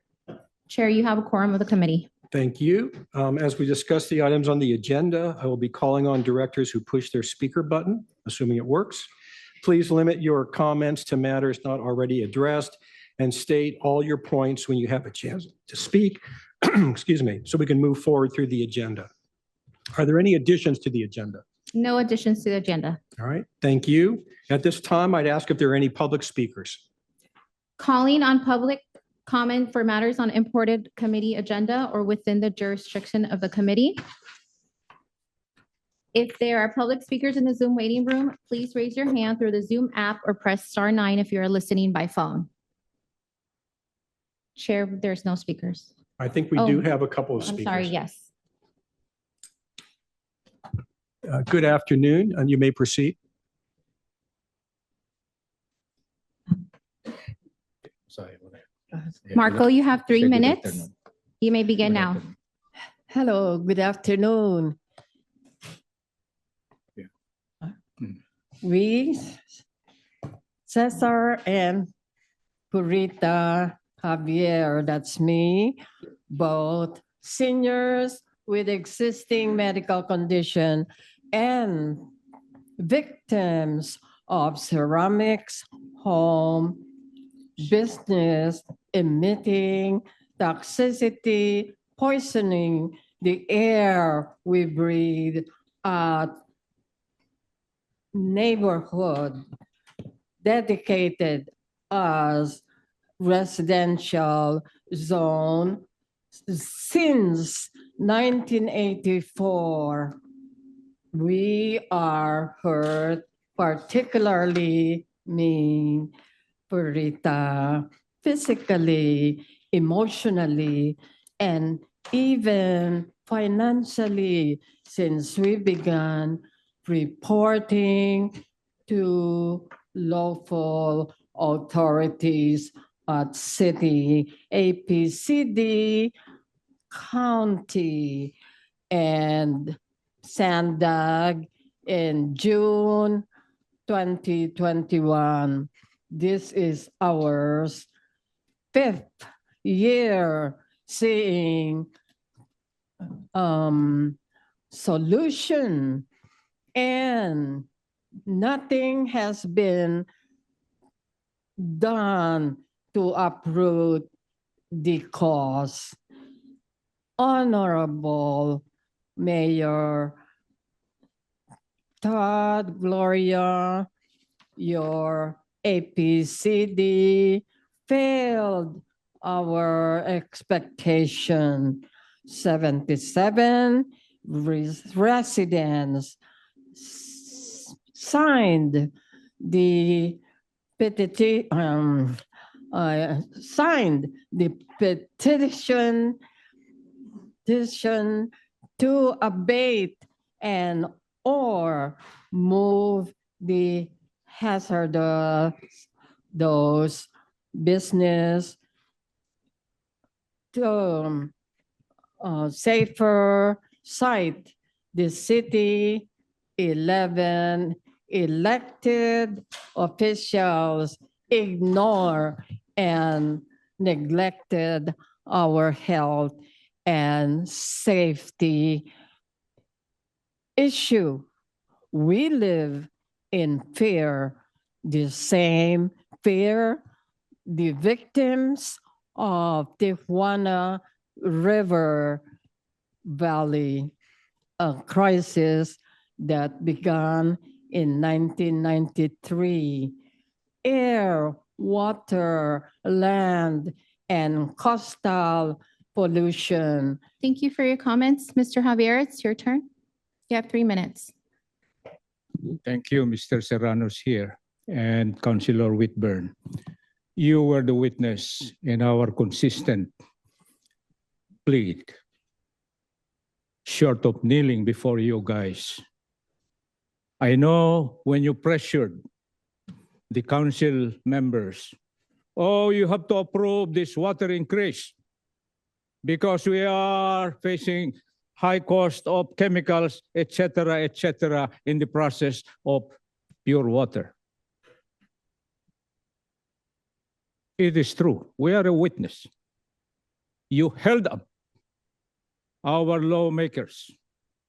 That includes, of course, your lookalike, the mayor, Tar Gloria. Look at yourself, if I'm not right. Sir Whitburn, we were consistent with the council meeting, not only for water issue, but air issue. You know, the mayor owns the APCD. We have reason to believe because he was the one to take it out from the county organization. Now we see the intention, it's business. They are massaging those big businesses, treatment plants, etc. And they forget the small businesses, which they exempt, when in fact they are polluting the air we breathe in our community, like this ceramics manufacturing. I say this because it is wrong. We asked of you, please, in the legislation that we haven't read that's in the next meeting. My wife has to read that there will come a time that we will be relying on a Pacific Bust salt water. I asked the mayor, the council members, are we prepared? Is the pure project is convertible to adopt with the inevitable desalination? The answer was silence. Are we ready to select between landfill and incineration process to get rid of the dirt of San Diego City show window of the region? We are not here to point fingers, but we do our job to inspire you that San Diegans want to live a longevity comparable to clean countries like Switzerland or Santa Barbara, if I may give the example, a nice city. You know the actor, the good, the bad, and the ugly, that's the place we dream of. More greens to absorb toxicity, more greens to produce clean water, not what is the pure water is conceiving. Oh, there must be investigation. Thank you for your There comments. must be Your time is apprehension up. and punished within full extent of the law. Excuse me, but that is the truth. Thank you, We sir. are witness. Thank you. Thank you. Thank you, sir. That concludes our in-person requests. If there are public speakers in the Zoom waiting room, please raise your hand through the Zoom app or press *9 if you're listening by phone. We have one speaker online. Last name Brown. You have 3 minutes. You may begin now. Hello, can you hear me? Yes. Great. Well, congratulations on figuring out the technical difficulties. I know that's tough, but I'll just get going. My name is Courtney Brown, and I'm a staff attorney with San Diego Coastkeeper. Today, I'd like to speak to action item number 1 on today's agenda, which is approving the MOU with the Bureau of Reclamation. We are fully supportive of this MOU and any efforts to explore monetizing our excess supplies. The sooner this agency moves forward with transfers, the sooner we can begin addressing our rate crisis.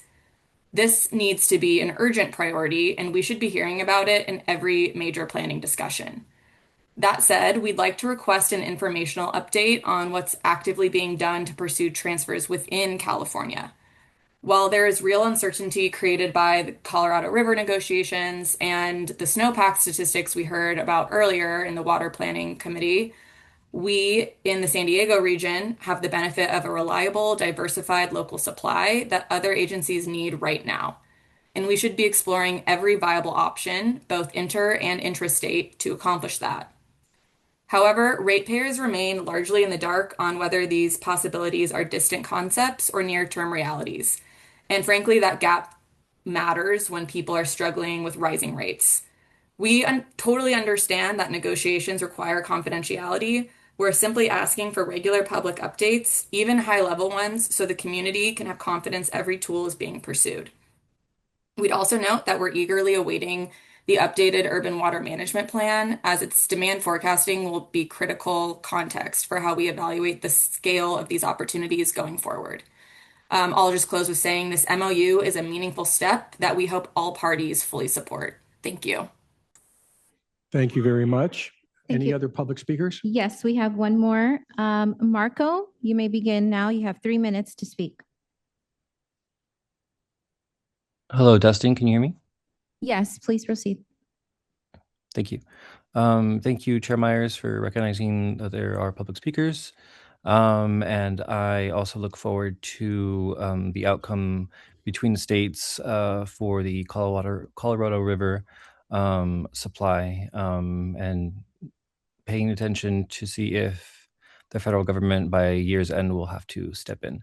Thank you very much. Have a good meeting. Thank you very much. That concludes our online speakers. Okay, thank you for that.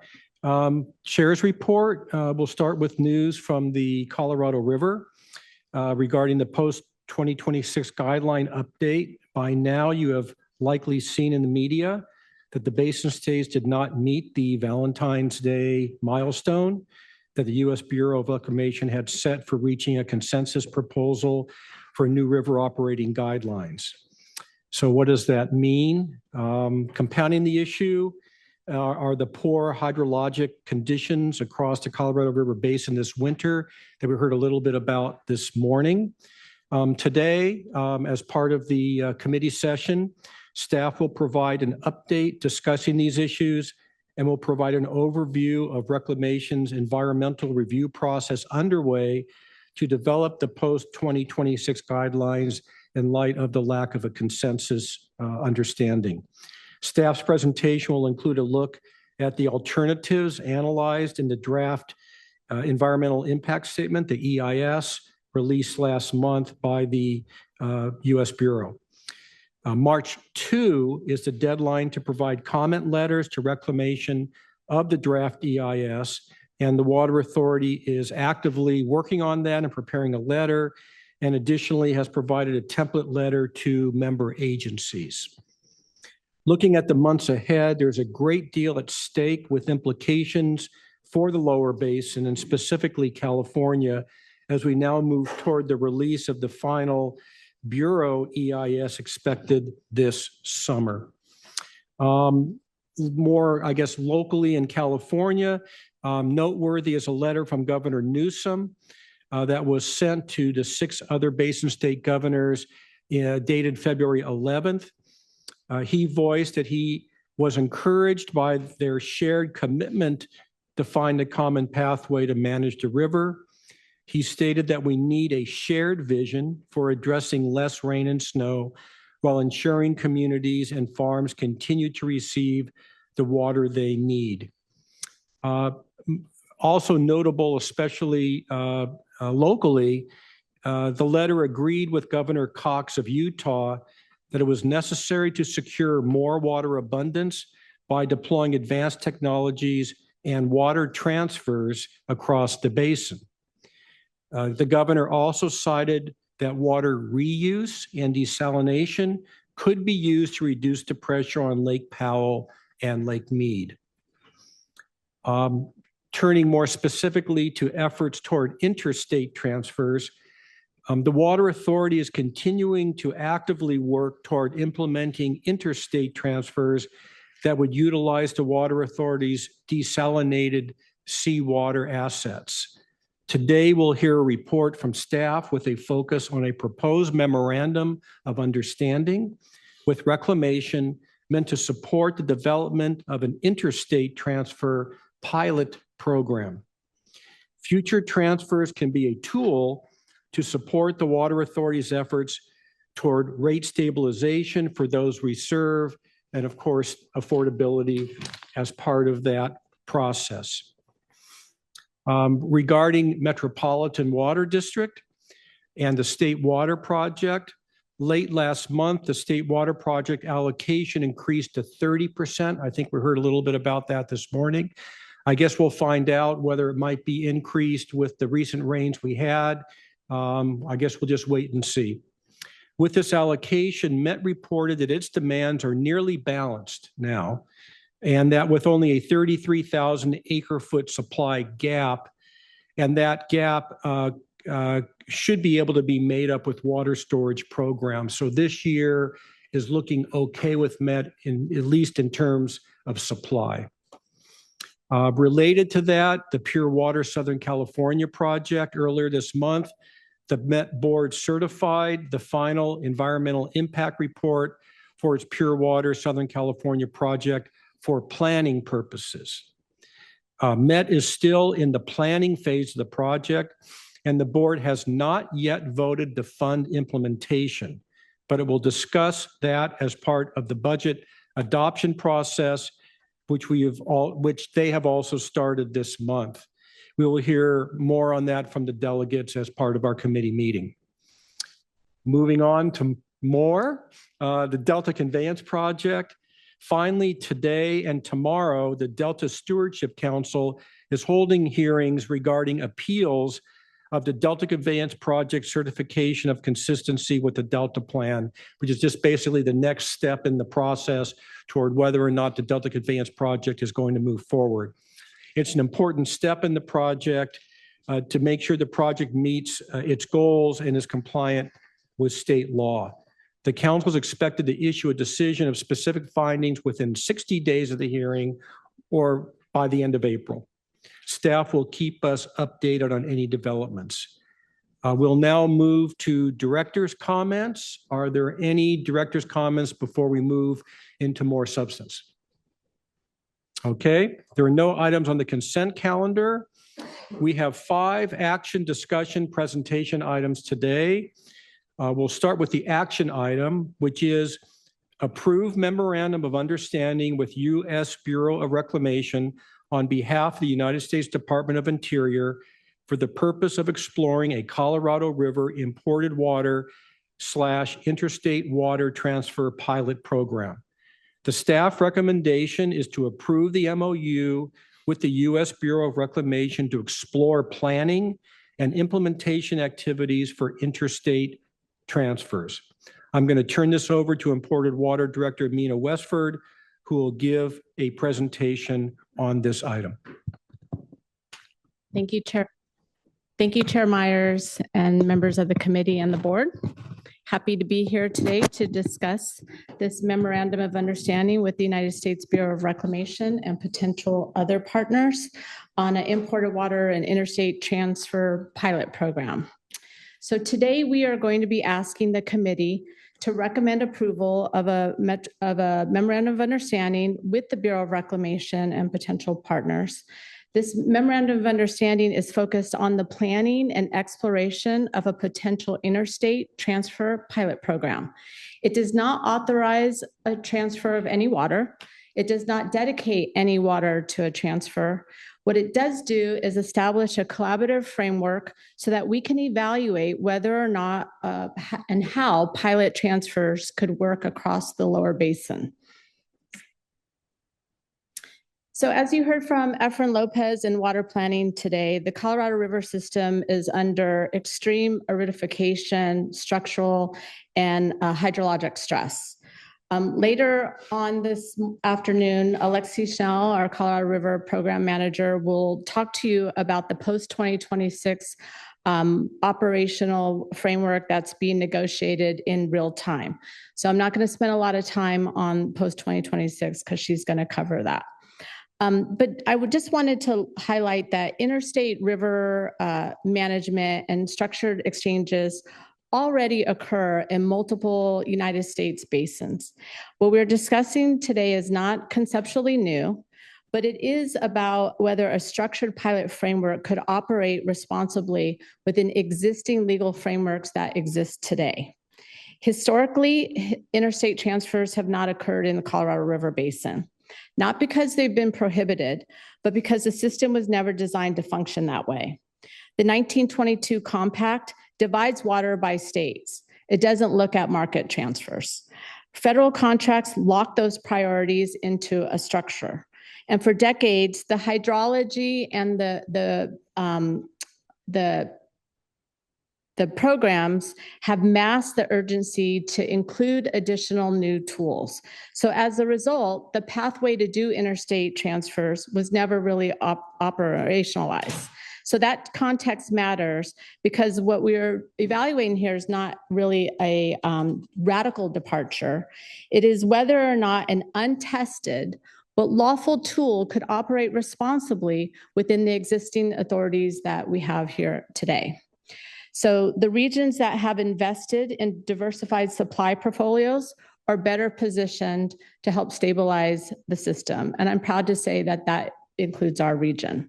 San Diego has made generational investments, including the nation's largest seawater desalination plant with up to 56,000 acre-feet annually of capacity. And those investments give us this option. It's a strategic way that we can move the conversation because the board had the foresight to invest in resiliency. So over the last 2 years since I've been back at the Water Authority, Jeremy has spent a lot of time with me and teaching me about the desalination plant. We have hosted several different groups of interested parties that are serious about helping us and working towards an interstate transfer. There have been serious interstate and federal interests in exploring whether or not desalination and exchange mechanisms could support the basin reliability.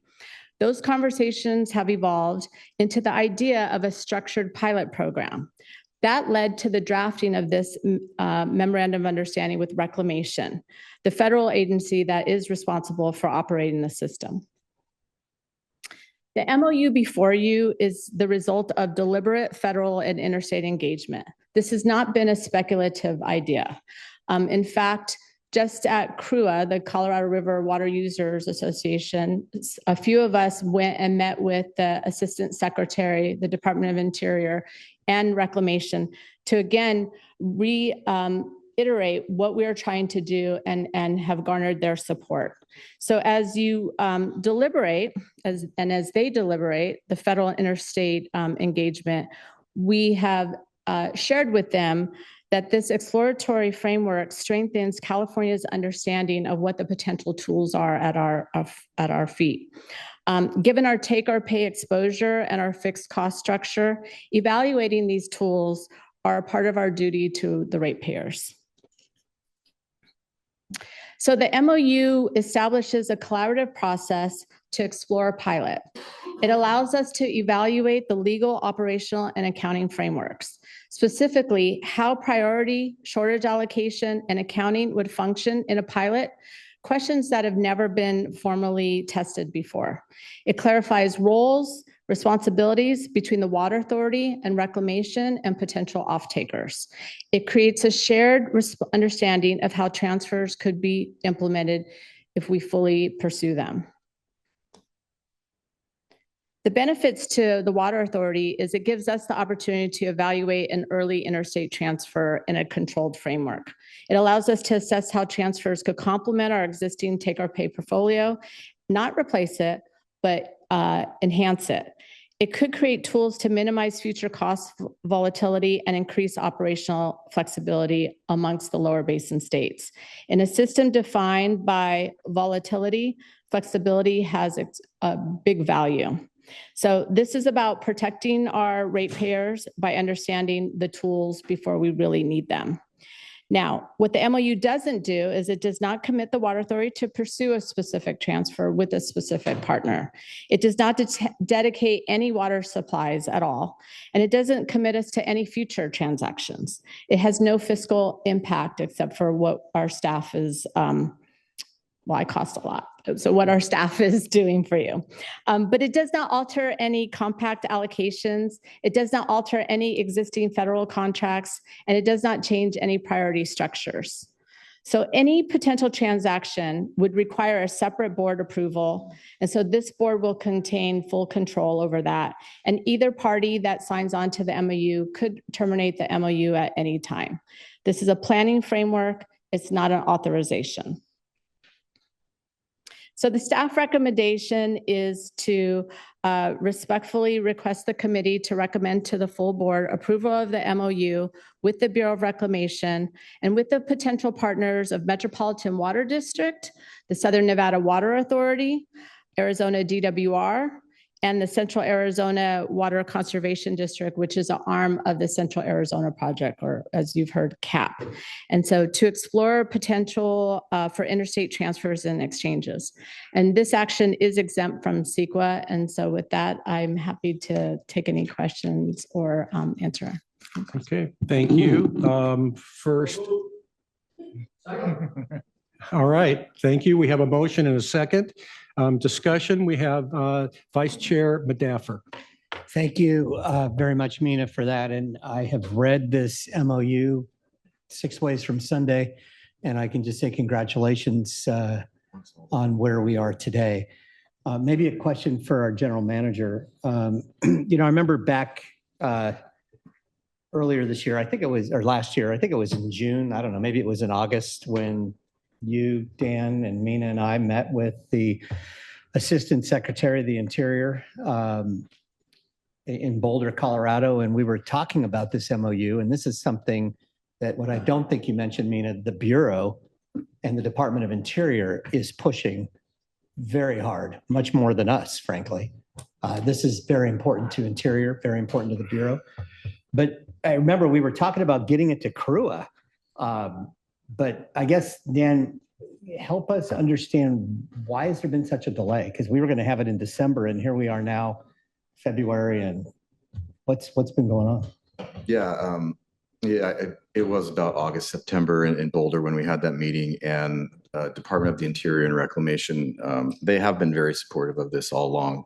It's a no-brainer. It's another tool on the river. It's something that, as Mina alluded to, we've all been trying to do on the river.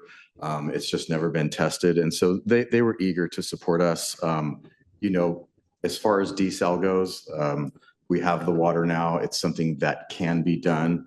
And so I think that that's really what helps provide the motivation for them. But, in terms of why it took so long, well, candidly, the success of this pilot program, presumably it could have happened with just the San Diego County Water Authority and Interior, but the logos that you saw on the previous slide, having conversations with those parties and getting them to understand what we're attempting to do with this, which is not subvert anything that is already standing on the river. It's to develop a program that works to, quite frankly, check one of the bigger boxes during lower basin negotiations, which is augmentation on the river. So that's why I believe it took so long, Jim, but we're there, and I believe and I hope that we have the support of the parties that are party to this. So, and I think you all know that you heard earlier in water planning, the dire situation we have on the Colorado River right now. And any water that can be kept on the river, if you will, which is what this does, is beneficial to the entire lower basin and frankly, the upper basin. It's beneficial for the river. And so it is interesting that this has been lagging. And I want to ask specifically about one of the entities without saying anything negative, but we turned the page in a positive way with MWD. And I think that extends really throughout the Southwest, but I know that both you and Mina have experienced that, and I have as well in my conversations with people, but really, and just as recently as last Wednesday at the Colorado River Board meeting, I mean, from Palo Verde to Coachella to Imperial, they're all supportive of this. But yet I'm hearing rumblings that MWD is slowing things down. So what needs to be done with MWD to really continue this to help them show support for this project, this effort? I think the first step with MWD, well, they're supportive of the MOU. They're a party to the agreement. Their board has yet to really hear the item, and so what we would look for is a future item in front of the Met board, similar to what you all are deliberating over today or hopefully approving today. To start that process, in many ways, the Water Authority is the first party out of the gate with this, the first domino to fall, and hopefully it continues in that manner. I think that MWD in general, it should be pretty intuitive in terms of this MOU and what it does for desal, and not only desal but reuse, which is of course very important to Southern California. It explores both, and Pure Water Southern California is on the top of the priority list for Metropolitan. So I would think that there would be general support for this sort of thing. I mean, doesn't this MOU help? I mean, they're Pure is what, 5, 10, 15 years behind our desal plant, which is producing. Doesn't this help MWD facilitate a pure water movement, assuming this goes forward? Yeah, in all likelihood, this framework that the parties develop together will be the framework for the Pure Water Southern California project. And of course, Metropolitan already has agreements with Southern Nevada Water Authority and the Central Arizona project. Those two parties have funded components of the environmental analysis. So yeah, this is all moving in the same direction, but it should help their effort. Thank you. Thank you. Chair Serrano. Thank you, Mr. Chairman. First, I want to take a moment to extend my deep thanks and appreciation to our general manager, our director of imported water, Mina Westford, and truly everyone on our Water Authority team who has had a role in this item. What we are considering today is truly pioneering work and could be a game changer, not only for San Diego County, but also the entire Southwest. This is a first of its kind framework and reflects the years of investment we've made as a region, the clear direction of this board that we've given to explore ways to flex our water supplies, and a lot of hard creative problem solving by staff. It's exactly the kind of forward-leaning leadership we've needed, and I just want to thank you both for all of your work in getting us to this moment today. Colleagues, as Director Medaffer just mentioned, as you know, last year at this board's direction, we finally reached a landmark settlement between the San Diego County Water Authority and the Metropolitan Water District of Southern California. That settlement was not just about ending litigation. It was about something much bigger. It was about fostering partnership between Metropolitan and the Water Authority that is constructive, focused on shared solutions, and not dictated what has always been. It was about moving forward together to fulfill our collective responsibility for the people we serve. It was about a new era of regionalism for Southern California that wasn't about an individual county or jurisdiction, but all of us in Southern California recognizing shared challenges and so too shared opportunity. It was about our care for affordability and the high cost being experienced by working families in this moment. It was about a shared commitment to work together to solve water challenges across the metropolitan service area and the broader Colorado River Basin. And this item is a direct reflection of that commitment. We all know the story by now.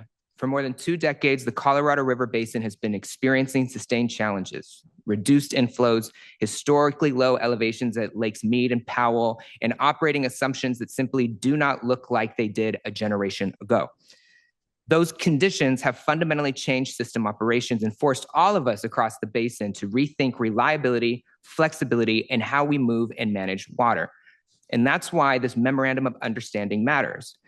Because this MOU at its core is a commitment to sit at the same table and think about solutions together. It creates a structured, collaborative space for us and our partners, including Metropolitan, to assess feasibility, understand legal pathways, and ensure that any future actions are transparent, equitable, and consistent with each party's responsibilities. And to me, that's not something to fear. That's something to embrace in this new era. And also because in this environment, submitting to the status quo and what has been is simply not an option. As I've continuously said, what has always been cannot dictate what we do now. If we are serious about the Colorado and strengthening the entire Colorado River system, then we should be serious about studying tools that allow water to move where it is most needed, when it is most needed, respect existing contracts and priorities while recognizing the new realities of a drier basin, help all of us, the Water Authority, Metropolitan, Arizona, Nevada partners, better manage shortages, stabilize reservoirs, and protect the communities we serve. And this MOU does exactly what our settlement envisioned. It moves us from fighting over yesterday's issues to building tomorrow's solutions together.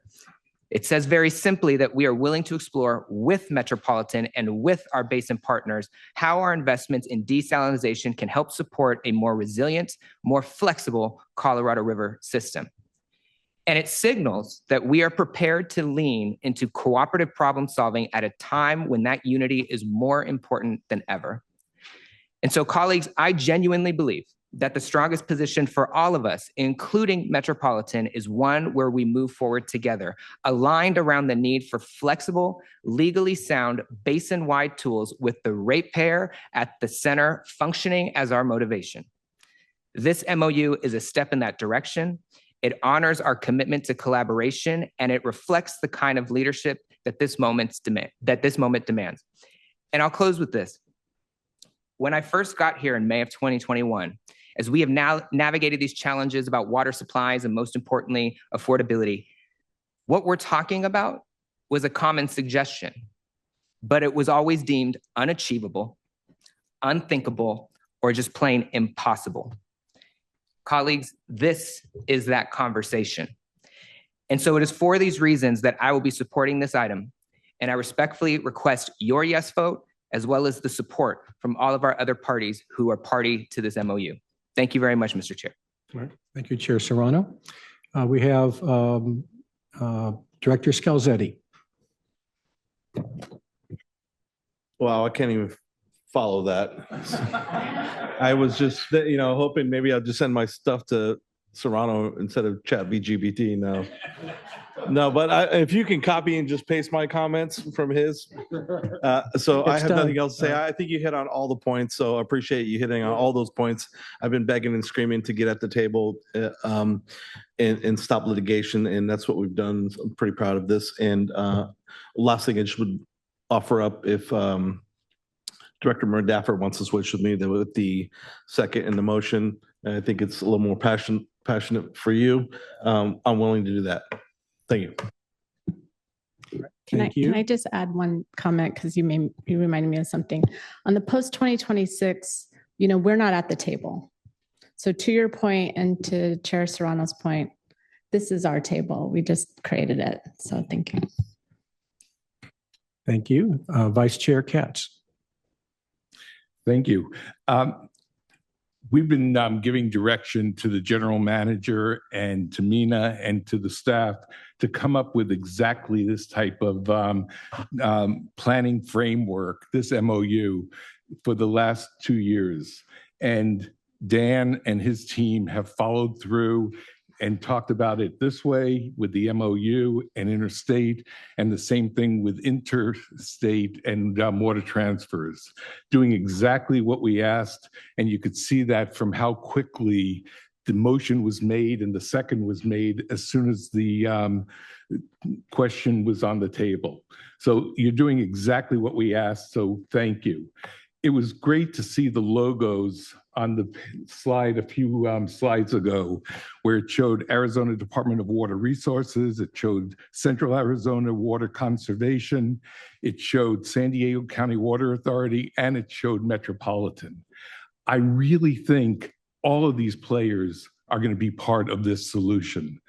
And having been a Met delegate now for the last 10 months, it is a different board and it's a cohesive board that is really looking at the entire region. And I have no doubt in my mind that when this comes to the Met board, that this is going to be embraced just as welcome and just as excited as we are today to have this MOU and this framework. So thank you for all you're doing on this. Thank you. We have Director Freyhoff. All right, thank you, Chair. You know, when I first came on the Water Authority Board a year or so ago, one of my main mission that I took upon myself was to try to make sure and support and advocate for balancing our supplies and demands, because I think our water purchases are one of our most costly, I guess, in our budget. And so I realized the only way we could really make water affordable for our customers is just to balance our supplies and demands. And I think this is a preliminary step in that direction. And so I fully support it, and kudos to staff on that. I'm also excited about the timing that we are going to have an urban water management plan before us this year that is going to look in more detail on our demands and supplies, again, to make sure we're getting that right balance of the two. And so I think the timing is perfect. And again, I support this item fully for, affordability of our customers. And again, appreciate staff's effort. Thank you. Thank you. Last on the queue is Vice Chair Hilliker. Thank you very much, Chairman. As I'm not on the committee, I fully support this MOU. You know, I think the genesis of this was back in 23 and 24 when we left water in Lake Mead and produced millions of dollars to take off of our budget. So I just want to say great job, staff. Again, Nick Serrano did a great job talking for all of us. So I'll end it with that. Thank you. We have a motion, I believe, by Director Castaneda. I'm sorry? That's correct. And a second by, oh, I'm sorry. We have a motion by Director Scalzetti and a second by Director Madaffer. No roll call is necessary. All in favor? Any opposed? Any abstain? Motion passes.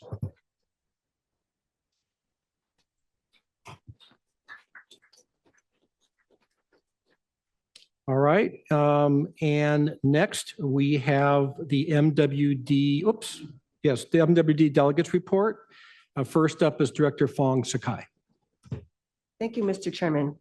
I'm going to be reporting on the Pure Water Southern California EIR today.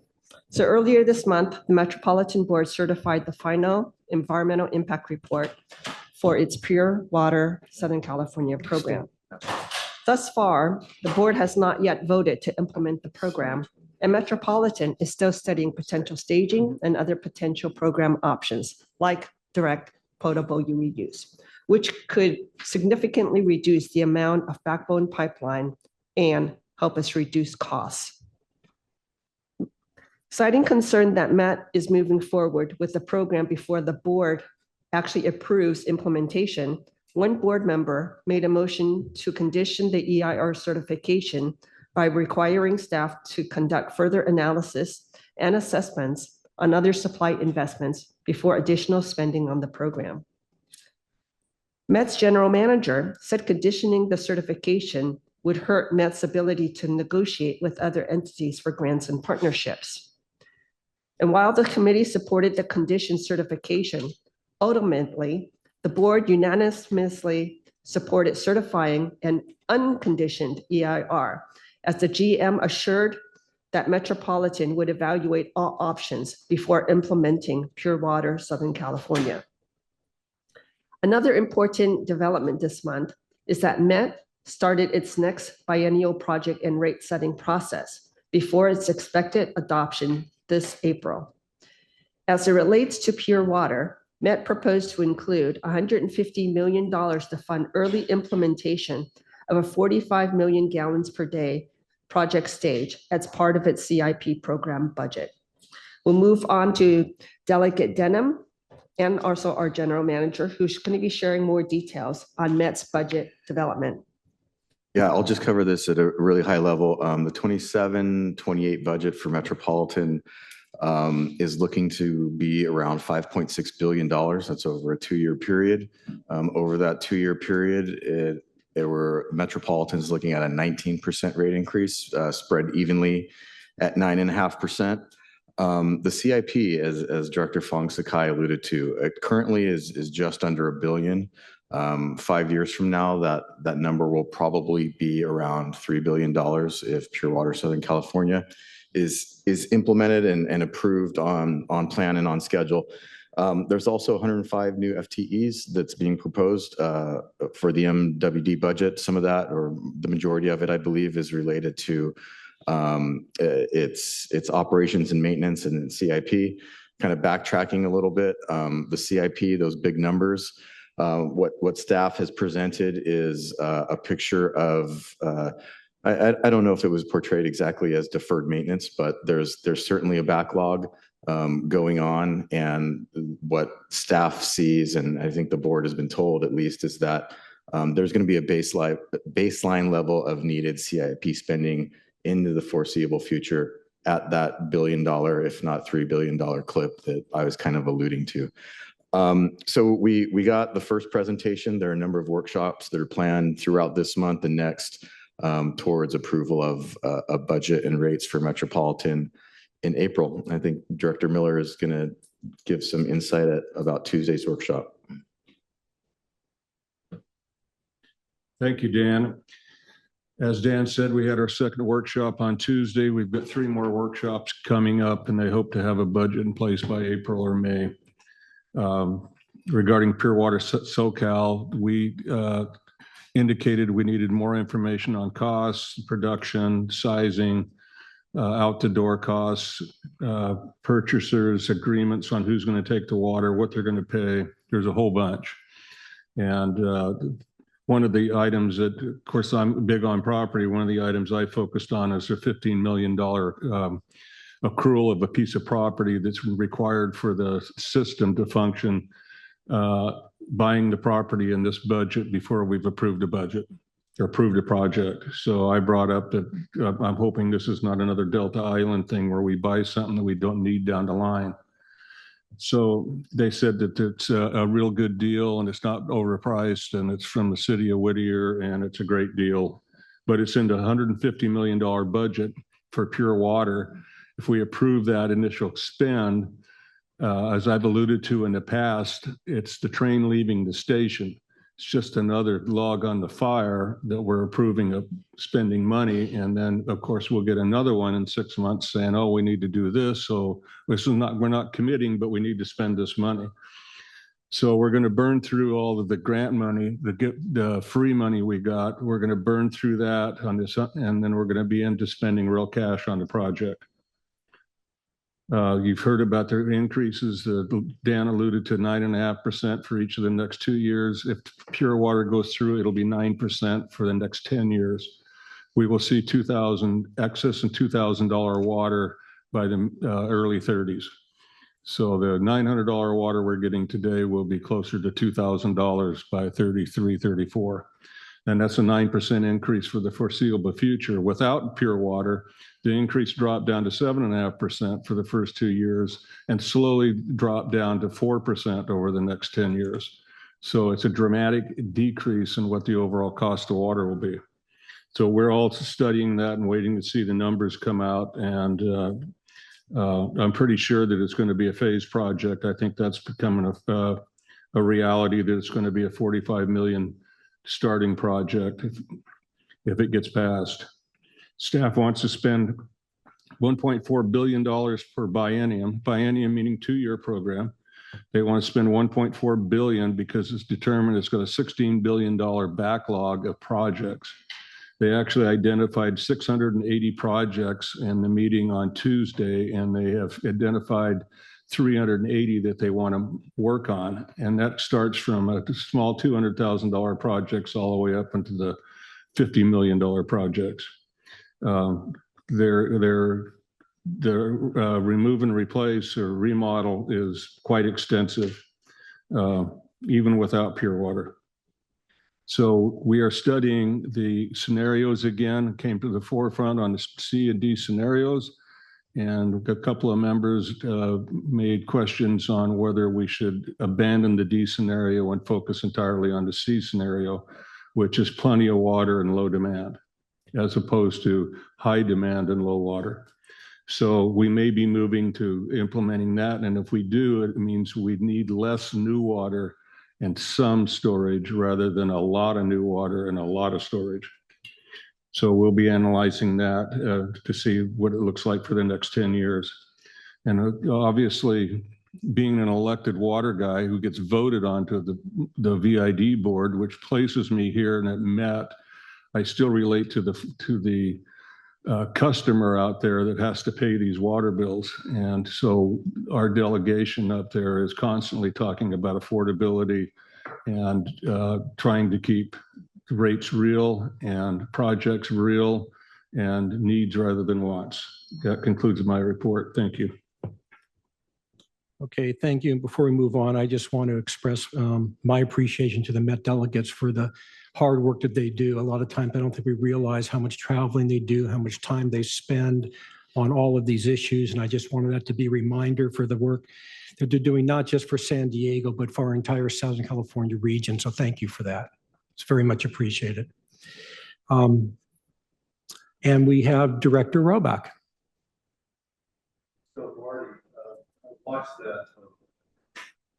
that board meeting that you spoke about. Thank you for vetting the ratepayers. I'm wondering, from a ratepayer standpoint, is there the Los Angeles Taxpayers Association, who was speaking out against the budget?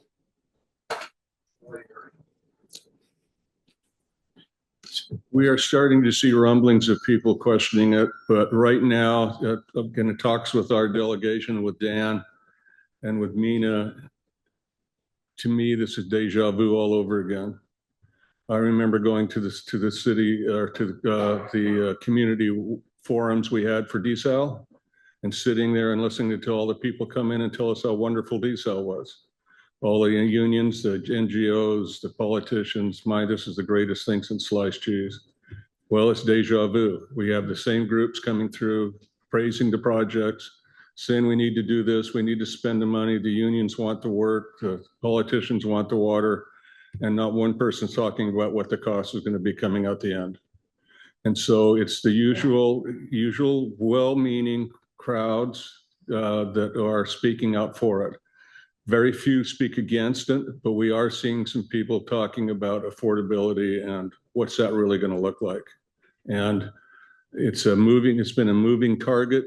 We really haven't set down on what we're going to build, who's going to buy it, and what does that cost out the door. I reported a year ago, probably it's been a year, that the initial out the door cost per acre foot of water for the full Monty, which is 150 MGD, was $5,200 an acre foot. We have not got the numbers on what the 45 MGD is going to be, but it should be at that or maybe less because the big pipeline's not figured in it. But they have to meld that cost into the water system. Nobody's going to buy $5,000 water and dump it into the ground and wait to pull it out 5 years from now. They're going to want a deal on it. So that's why we need to know who's buying and what they're paying, so you can deduct that from the out the door cost and find out what that difference is, because that's going to be melded into the average rate over the entire system. So if you start doing math and you start doing it, it runs from anywhere from $250 an acre foot add up to $750 an acre foot add to the cost, because what you're doing is you're replacing cheap water from the Delta and the Colorado River with very expensive water. You're not adding it to the system, you're replacing part of the system. So it exponentially hits your cost more than it would if we were just adding more water to the system because we had more sales. Right now, we're just replacing inexpensive water with expensive water. So those are the things we're trying to figure out, and we don't have that information. And as the train chugs out of the station, we keep doing more and more to make this project happen without understanding what the costs are going to be. And that's what we're fighting for. The motion that you talked about hearing was that we wanted them to be accountable to provide us the information before we vote on any more approvals. And that motion got retracted.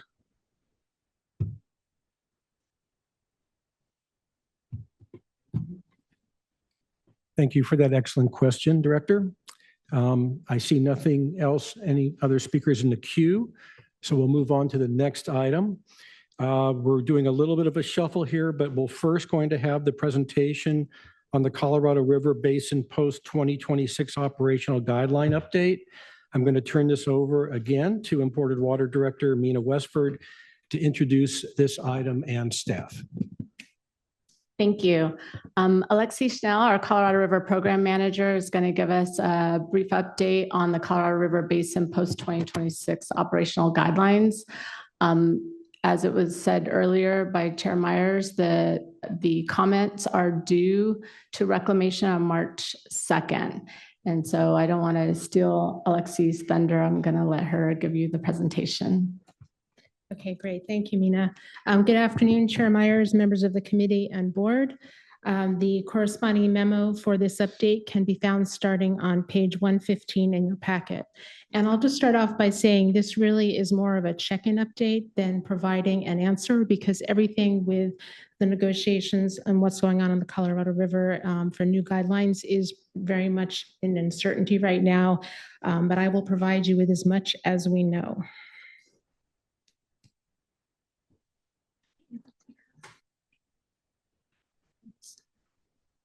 Go.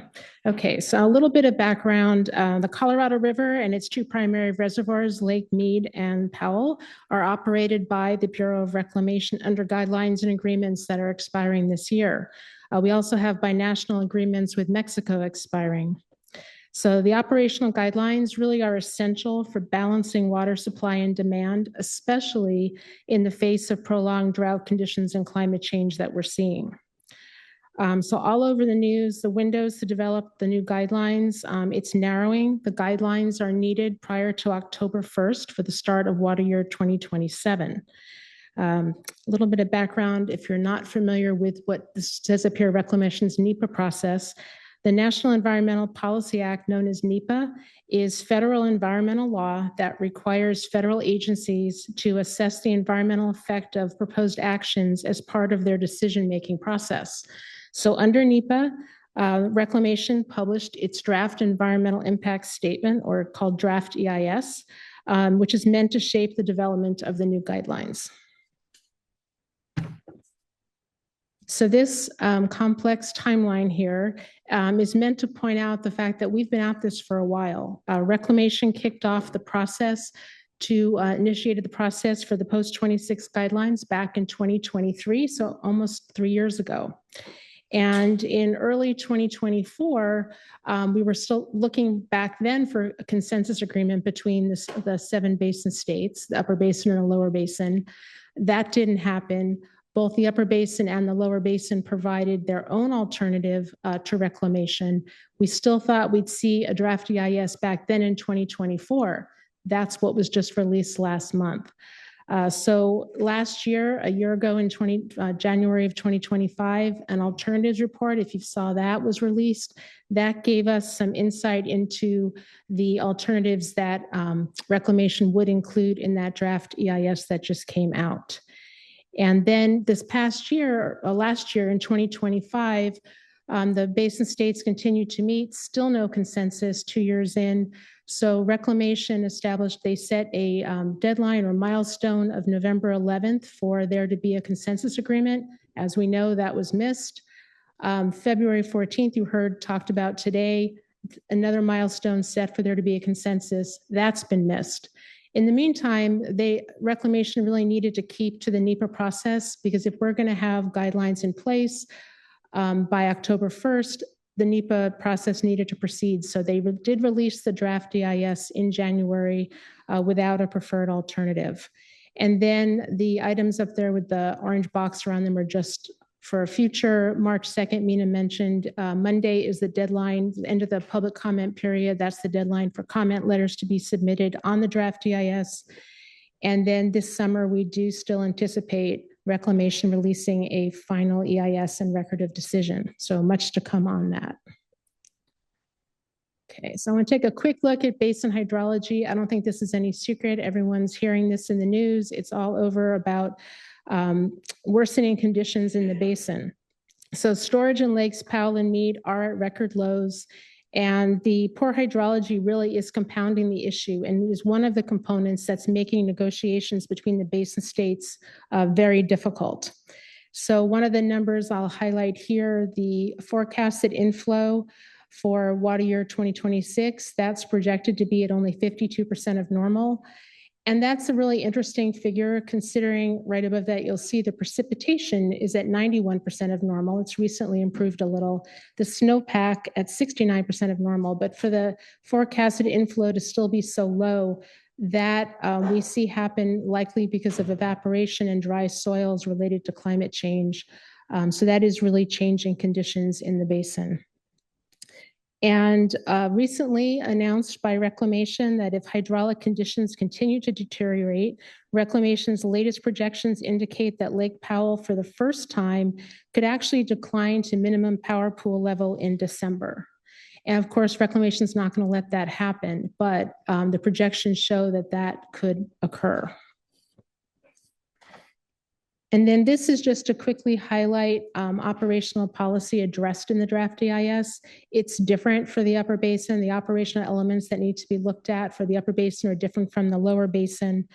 For the upper basin, it looks at contributions through conservation, releases from the upper basin reservoirs to protect Lake Powell, and then Lake Powell releases to Lake Meade.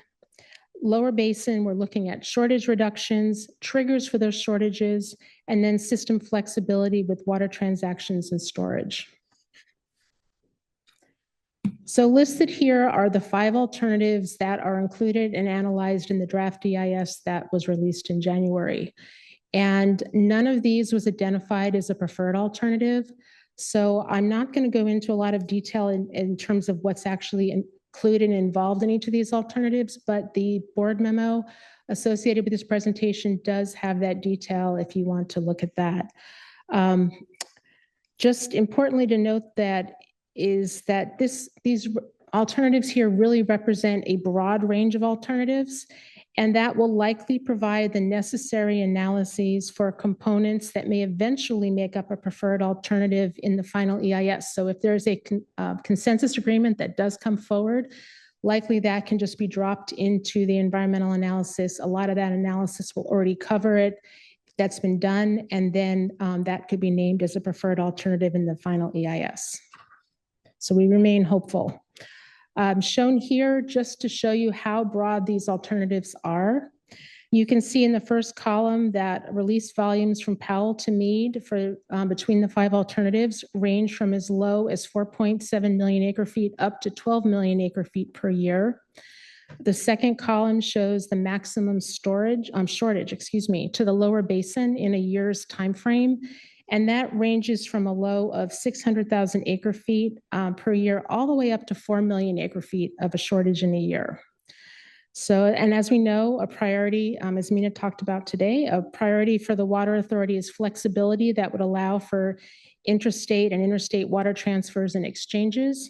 And as shown in the final column there, 3 of these alternatives do have that provision. So here's a list. I won't read through them all, but some of our main issues of concern in the draft EIS. Notably, 2 alternatives violate the law of the river. And the draft EIS does not analyze any mandatory reductions in the upper basin. So the burden is clearly being put on the lower basin. Now looking at most recent negotiations, the governors, and you may have seen this in the news, the governors of the 7 basin states were called to Washington, D.C. to meet with Interior Secretary Doug Burgum on January 30th. And while the talks were viewed as positive, there was no real movement towards consensus. Governor Newsom was unfortunately unavailable for that meeting, but California was represented by California Natural Resources Agency Secretary Wade Crowfoot. So I want to comment here that California's principal negotiator for the Post 26 is JB Hamby, who is the chair of the Colorado River Board.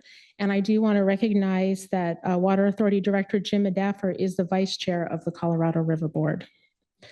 So while the intent is to create stability through guidelines that would govern the next 20 years of river operations, Reclamation has now stated that it would consider a shorter-term deal as a bridge into a long-term deal. So that is pretty much where the negotiations are right now, looking at those shorter-term options. So what's at stake? This is a slide that was previously shared at our November update. The main points remain the same. If consensus is not reached, Reclamation can impose water management rules unilaterally. There's a loss of flexibility and a litigation risk. And then if there's no action and operations revert back to what's called the 1970 LROC, that's what was in place before the current guidelines that are expiring, we will lack the tools to adapt to changing hydrologic conditions. And very importantly, in terms of shortage, the Secretary can unilaterally make decisions on reductions. So the Water Authority's perspective on what we want to see in a new set of guidelines really remains unchanged. First and foremost, we continue to support finding basin-wide consensus, and then to highlight the most important ones on that list there, to protect our region's investments and reliability, expand flexibility through water transfers and exchanges, again, as Mina talked about earlier with the MOU item, and we must maintain system stability to keep the river flowing for all users. Looking ahead at next steps, you've heard talked about today the comment letters on the draft EIS that are due Monday. The Water Authority's letter will be going in before that deadline. We've also, as you heard, provided a template letter for the member agencies. And, you know, really it comes down to, as efforts towards consensus continue, the pressure is building. I mean, this has been almost 3 years now, and we don't have a consensus. And now we're really down to the final months. Reclamation is expected to release its final EIS and decision this summer with that intention to have the guidelines in place before October 1st. And without a consensus agreement, there's really a great deal of uncertainty across the basin. And that's what it really comes down to. It's just uncertainty. And we just don't know what Reclamation is going to do. So that concludes my presentation, and staff will certainly be back with more updates as we know more. Thank you. I see Director Molina. Thank you, Chair. I'm not on this committee, but I did have a question. Maybe this question is more for Director Medaffer.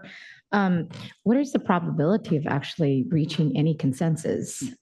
Since, I mean, are we pretty far from it? Are there certain sticking points that we might be able to negotiate? That's one. And second, on your page 58, where there was a lot of litigation concerns, what if we don't reach a consensus? Now what? I believe the best thing we're going to see is a 5-year deal. That remains to be seen. We don't know yet what the Bureau is going to do. I do think the MOU we just talked about is very important toward helping the river. I think that's why all agencies need to be part of it. I think litigation needs to be avoided at all costs. The last thing we want is the United States Supreme Court to make a decision 15 or 20 years from now, which is how long litigation likely would last. It would be nothing but a full employment act for lawyers. So, you know, the reality is, as you heard earlier, the river levels are horrible. I think the federal government needs to put more money into conservation. The biggest user of water on the Colorado River is agriculture. There is a lot of room for greater conservation in the upper basin. But so far, states like Colorado, for example, have vehemently refused to even take one dime in conservation money, which could ultimately reduce the demand on the river. I think I saw something today from Ian James of the LA Times that talked about so much of the water from the Colorado River is used to grow cattle hay. So if we could just have a greater level of conservation there. So it really, the federal government needs to help fund conservation, because if you keep in mind a state like Wyoming or Utah, where they may only get 1 or 2 cuts of alfalfa per year because of the weather, unlike the Imperial Valley, which might get 6, 7, or 8. It doesn't pay to invest in conservation. But if the federal government could put that investment in, it would reduce the demand on the river. And then we might have a little bit more of a logical use. The river, the lower basin is where the people are. 40 million people. And the upper basin, I don't remember, Dan, what that number is, but 5, 6 million? I don't know. If even that. I mean, what's the population of the state of Wyoming? 300,000? So, you think about these things, but Dan, sorry for the long diatribe. But the reality is, I'm thinking the best you're going to see is a 5-year deal. If it were up to me and I could wave a wand, I would say, let's just continue the current guidelines for the next 5 years while we change some of the players and figure out a new approach. That answered the question perfectly. Okay. Thank you. Director Heidemann. That's awesome. The world according to Jim Medaffer. I love that. Yeah, so first of all, if you don't know all the work that Jim does for the CRB, he does a tremendous amount of work, a lot of effort. He advocates for us extremely well. So thank you for that, Jim. But my question, I don't know if it's for Mina or Dan or even Jim. So, I mean, you read these articles about the state of Arizona, other states that are building these war chests heading towards litigation, right? It seems like that is the trajectory we're headed. So what does that scenario look like? If there is litigation that is started, what happens in terms of how the river is managed, especially with respect to the scenario that Alexi just described about the condition of the Lake Mead in December? I mean, that seems pretty dire to me. So what does that process or scenario look like? I don't know, Dan? Should I take the first stab? There's a lot of possibilities, Director Heidemann. I think that if there is litigation, it's going to be protracted, right? It's going to be a long time.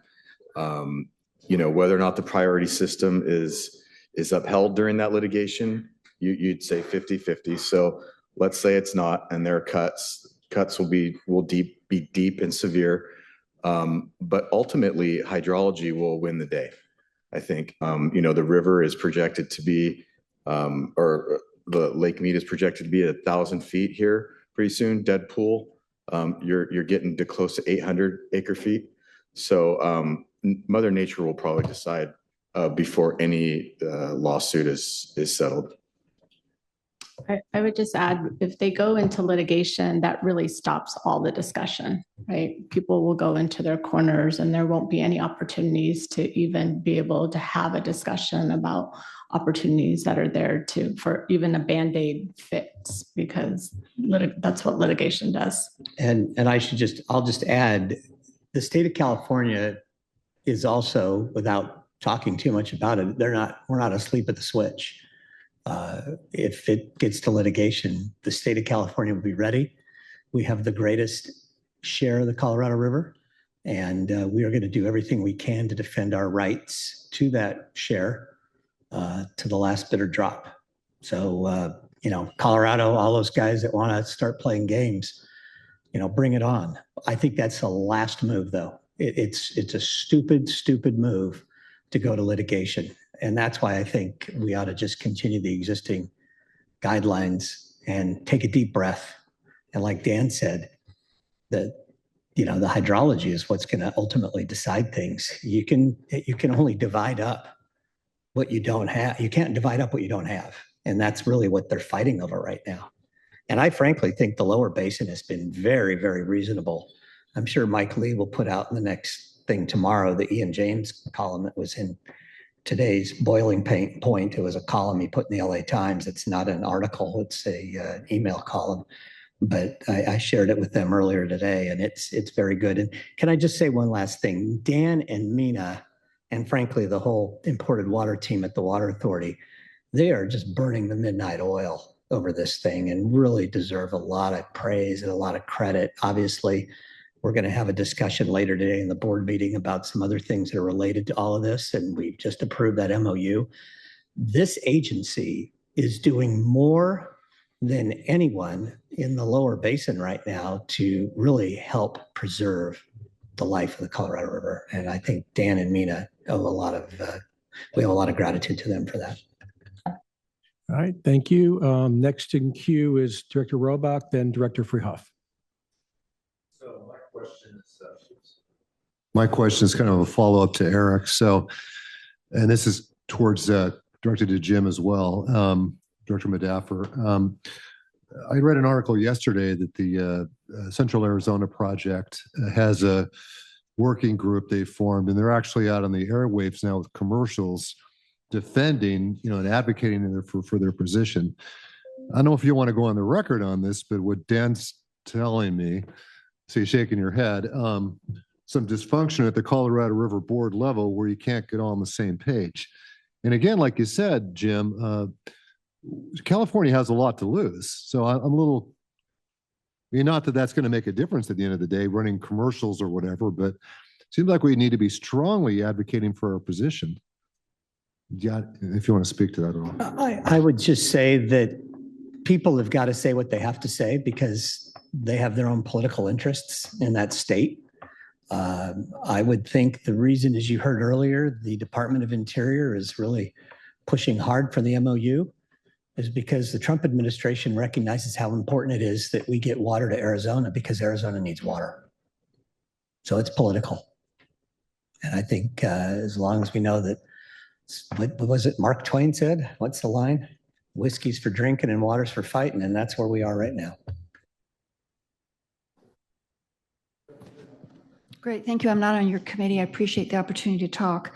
Again, I want to also give kudos to staff for their effort on this and to our Colorado River Board representative, Director Medaffer, for their efforts on this and for specifically making sure that the Water Authority's interests are being heard on the river in regards to a flexible approach that will allow for transfers. I appreciated hearing that we're sending a comment letter on that issue, which is important. I also think it's valuable that you did reach out to the member agencies. Santa Fe Irrigation District will be sending a comment letter also, kind of tailoring it to our district. And so I think the more you can, again, coordinate with the member agency managers, keep them in the loop, I think is important because united, we're stronger. So thank you. Thank you. Seeing no more comments on that item, we'll move to the next, which is a presentation. All right, is a presentation on the Met Camp for Water update. I'm going to turn this over, guess who, to Imported Water Director Mina Westford to introduce this item and staff. Thank you. This next item is a holdover for last month, so I appreciate your patience with us. And it's about the camp, the Climate Adaptation Master Plan for Water at Metropolitan Water District, and it's really going to set up in the next couple months. You heard Director Miller talk about the budget, and so this is going to all these programs that Metropolitan is reviewing is supposed to go through this camp process. So this is a refresher on what you heard from us last year. If you remember, Chair Adon Ortega and Chief Sustainability Officer Liz Crossan came and spoke about it and advocated for this process. But Alex is going to give you a brief overview of that program again and set us up for the next few months of decision-making that's supposed to happen at Metropolitan. Thank you, Mina. Good afternoon, Chair Myers, members of the committee and board. I'm here to give an update on the Climate Adaptation Master Plan process that Metropolitan has been going through. This is something that's been a long time in the making with the plan that in 2026, Metropolitan starts to implement this process to actually start making some decisions on some of their upcoming infrastructure investments. Just to provide a brief overview of the process and where Metropolitan has been and where it's going. Historically, Metropolitan's used its integrated resources plan to make investment decisions. In 2023, Metropolitan recognized that climate change was a serious risk to the organization and stood up this climate adaptation master plan with really the intent to integrate water resources with financial and climate planning. The Camp for Water process is an iterative process. I think part of that process means that as information comes in, the process can tend to change, and it has changed since the inception of the overall camp process back in 2023. Really, at the end of the day, this process is intended to help guide Metropolitan's board on making investment decisions.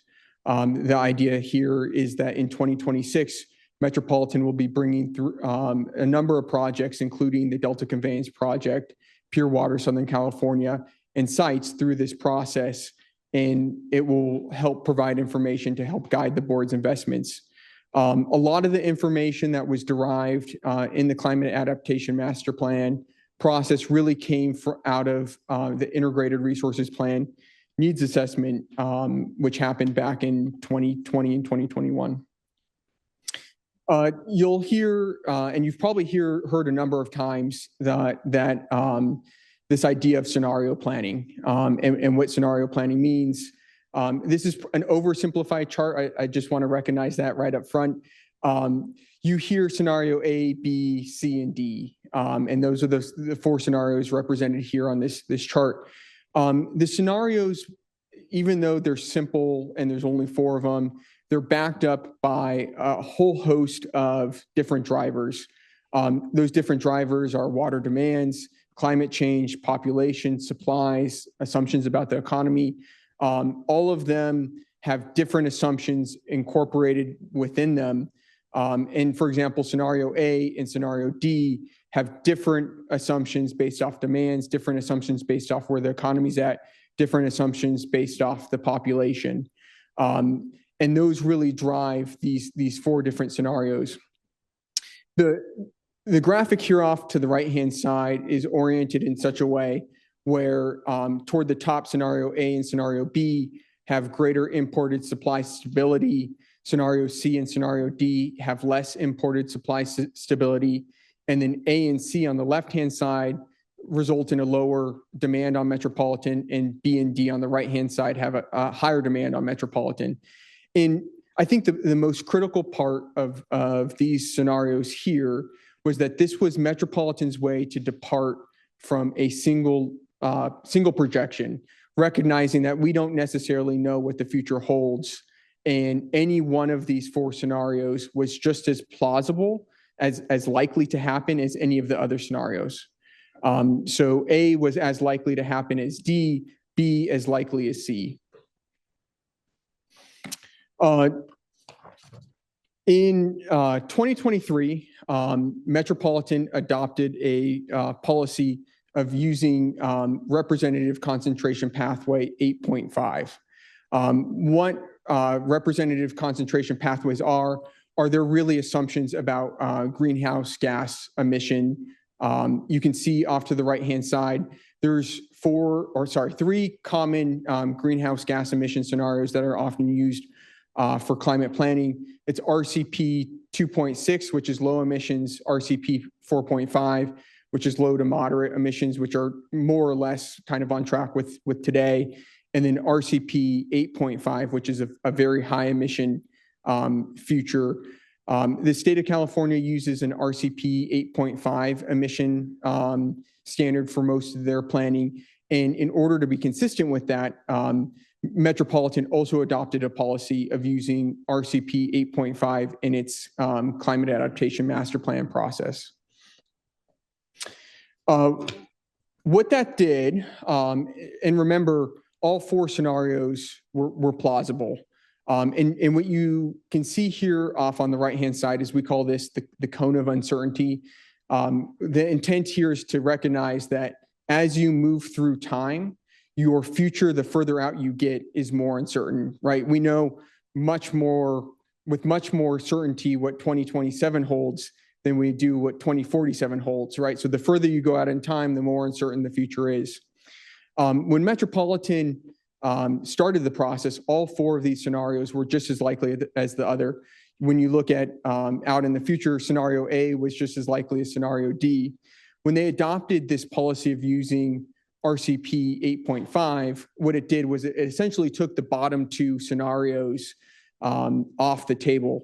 A and B, which use scenario 4.5, are no longer being considered by the Metropolitan Board.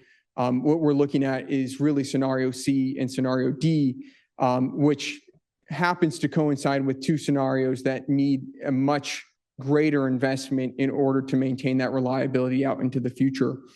It really, I think from a water authority concern, it reduced the board's ability to look at what future risk might hold if scenario A or scenario B play out, since you're making a much greater investment. That kind of brings us to some areas of continued focus that, as Metropolitan moves through this process, we would really like to be reflected. What you see when you look at Metropolitan scenario planning and their modeling is that both the shortage frequency and magnitude really rise sharply post 2040, highlighting the need for much longer term investments than near term investments. When you look at these project timelines, both for Delta Conveyance, for sites, for Pure Water, those project timelines don't really align all that well with Metropolitan's decision-making timelines. You can see that kind of play out in Metropolitan's budget today. There's assumptions being made about investing in a 45 MGD project before Metropolitan has put the Pure Water program through the Camp for Water process. Metropolitan's participation in early planning, design, and permitting really does help maintain that project viability. When you look at that long-term uncertainty, Metropolitan may need to make some decisions on early planning and design to maintain that project viability without necessarily implementing a project. So I think helping to maintain that long-term fiscal sustainability is important to us. Additionally, when you look at some of Metropolitan's investments, you can see what that looks like here off to the right-hand side. Sites is $1.7 billion, Delta Conveyance project, $9.5 billion would be Metropolitan share. Pure Water Southern California, $9.8 billion. These are all in today's dollars, a lot of uncertainty surrounding all of what those could ultimately be at. But Metropolitan still maintains a revenue model that is highly dependent on sales. When you take any of these projects and you meld it into the rate, it makes the rate increase exponentially, as Director Miller pointed out as part of the delegate report. It is a serious concern. In addition, when you look at the development of some of the local supplies and conservation regulations, that both represents an opportunity for us to offset the need for some of this investment. It also represents a significant risk if you do invest in some of these projects and yet the demands don't materialize. So something to keep in mind there. We really think that as Metropolitan continues to evaluate some of these opportunities, they need to look at both the stability and predictability of Metropolitan's fiscal future in making some of these investments. When you look at some of the key takeaways, as Metropolitan moves through the Camp for Water process, there's the significant risk of overinvestment, given that they've taken two of their lower scenarios off the table. The intent of scenario planning was to prioritize low risk investments. As they've gone through this process, they've maybe moved a little bit away from that, being that they're looking at scenario D, which has a potential shortfall of 1.3 million acre feet, which is Metropolitan sales today. Trying to achieve an investment at that level could result in significant financial issues for Metropolitan. Additionally, Metropolitan's current business model doesn't really align all that well with the investments currently under decision. Member agencies don't have to make any commitments at today's point in time. And affordability and stability remain a high priority for the Water Authority, and aligning this process and the projects that Metropolitan's evaluating under this process is a significant risk. With that, that concludes my presentation and would be happy to answer any questions. I don't see any. Oh, I see Director Miller.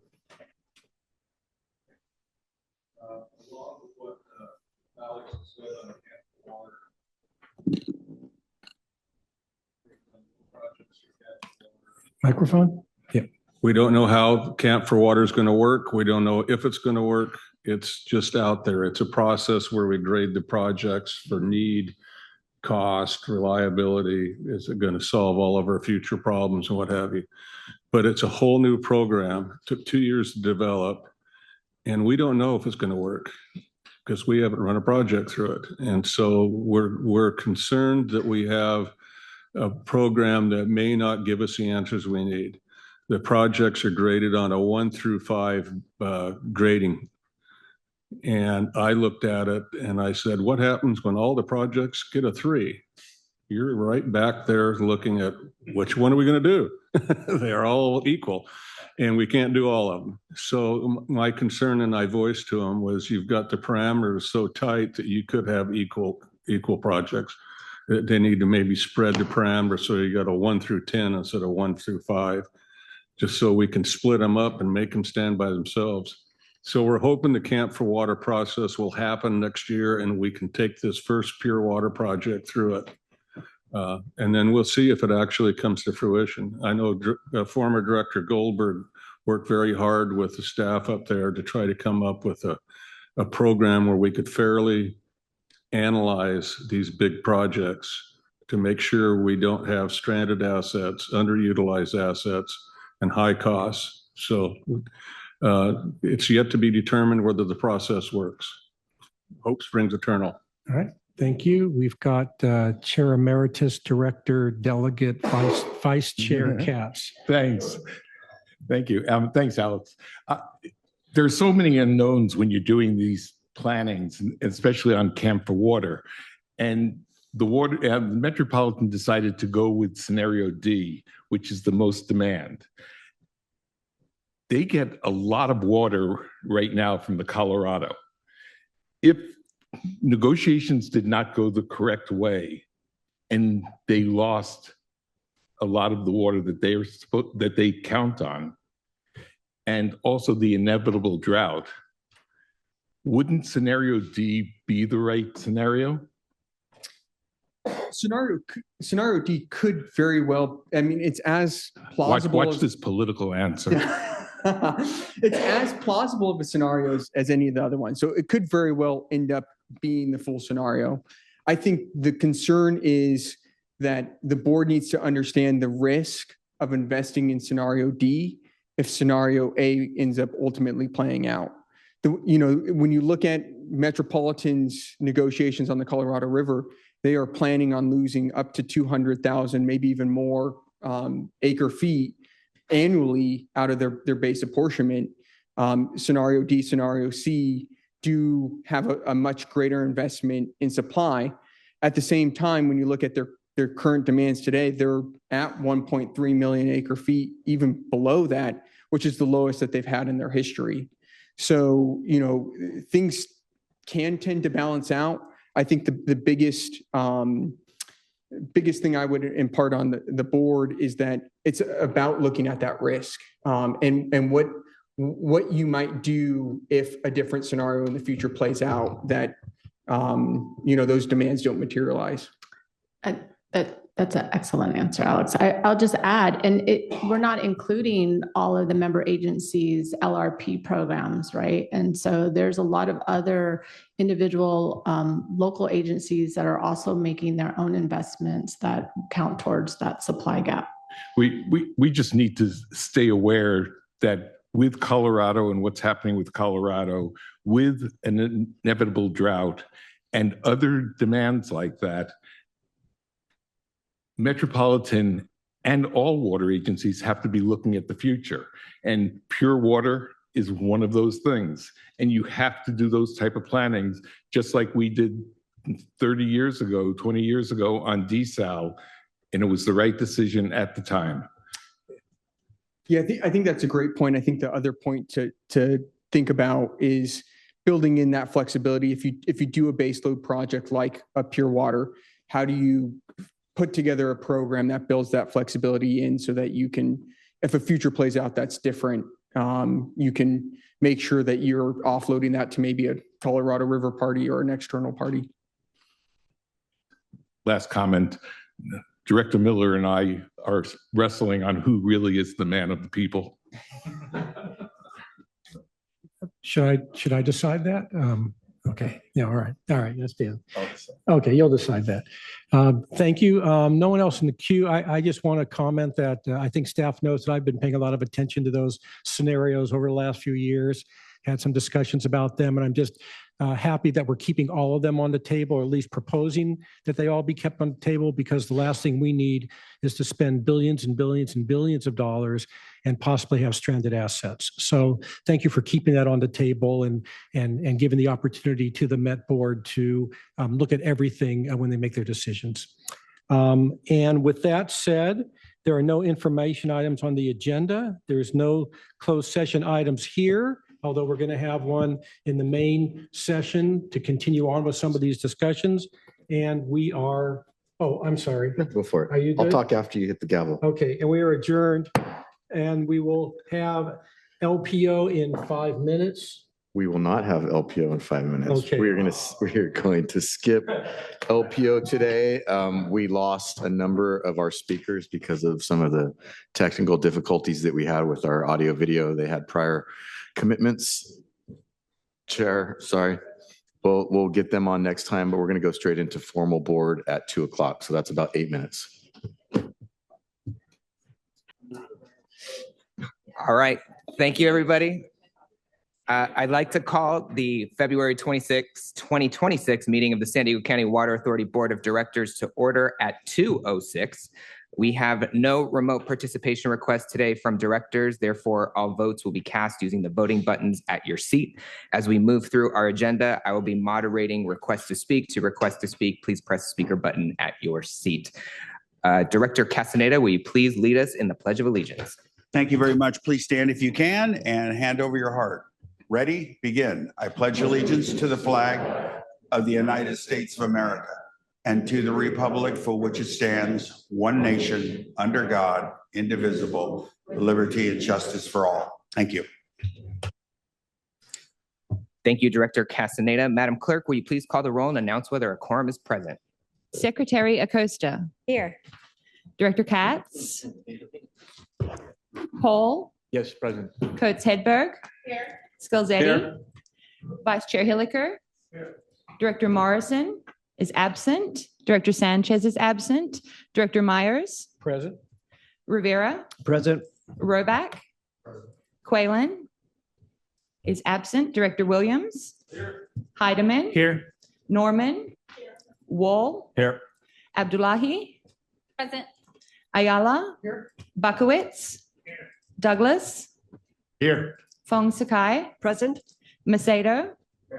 Madaffer. Here. Molina. Here. Chair Serrano. Here. Director Whitburn. Here. Supervisor Aguirre is absent. Director Lyons. Here. Freehoff. Here.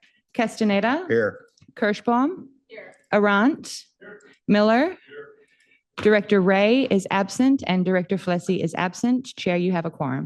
Thank you, Madam Clerk. Do we have any proxies? We have 2 proxies today. Secretary Acosta is the proxy for Director Flessy and Director Arant is the proxy for Director Sanchez. Thank you and noted. Item 4 is public comment. This is the opportunity for members of the public to address the board on items within the subject matter jurisdiction of this board of directors. Madam Clerk, do we have any members of the public wishing to speak? We have 2 in-person members of the public, Mr. and Mrs. Javier. You have 3 minutes and you may begin your comments now.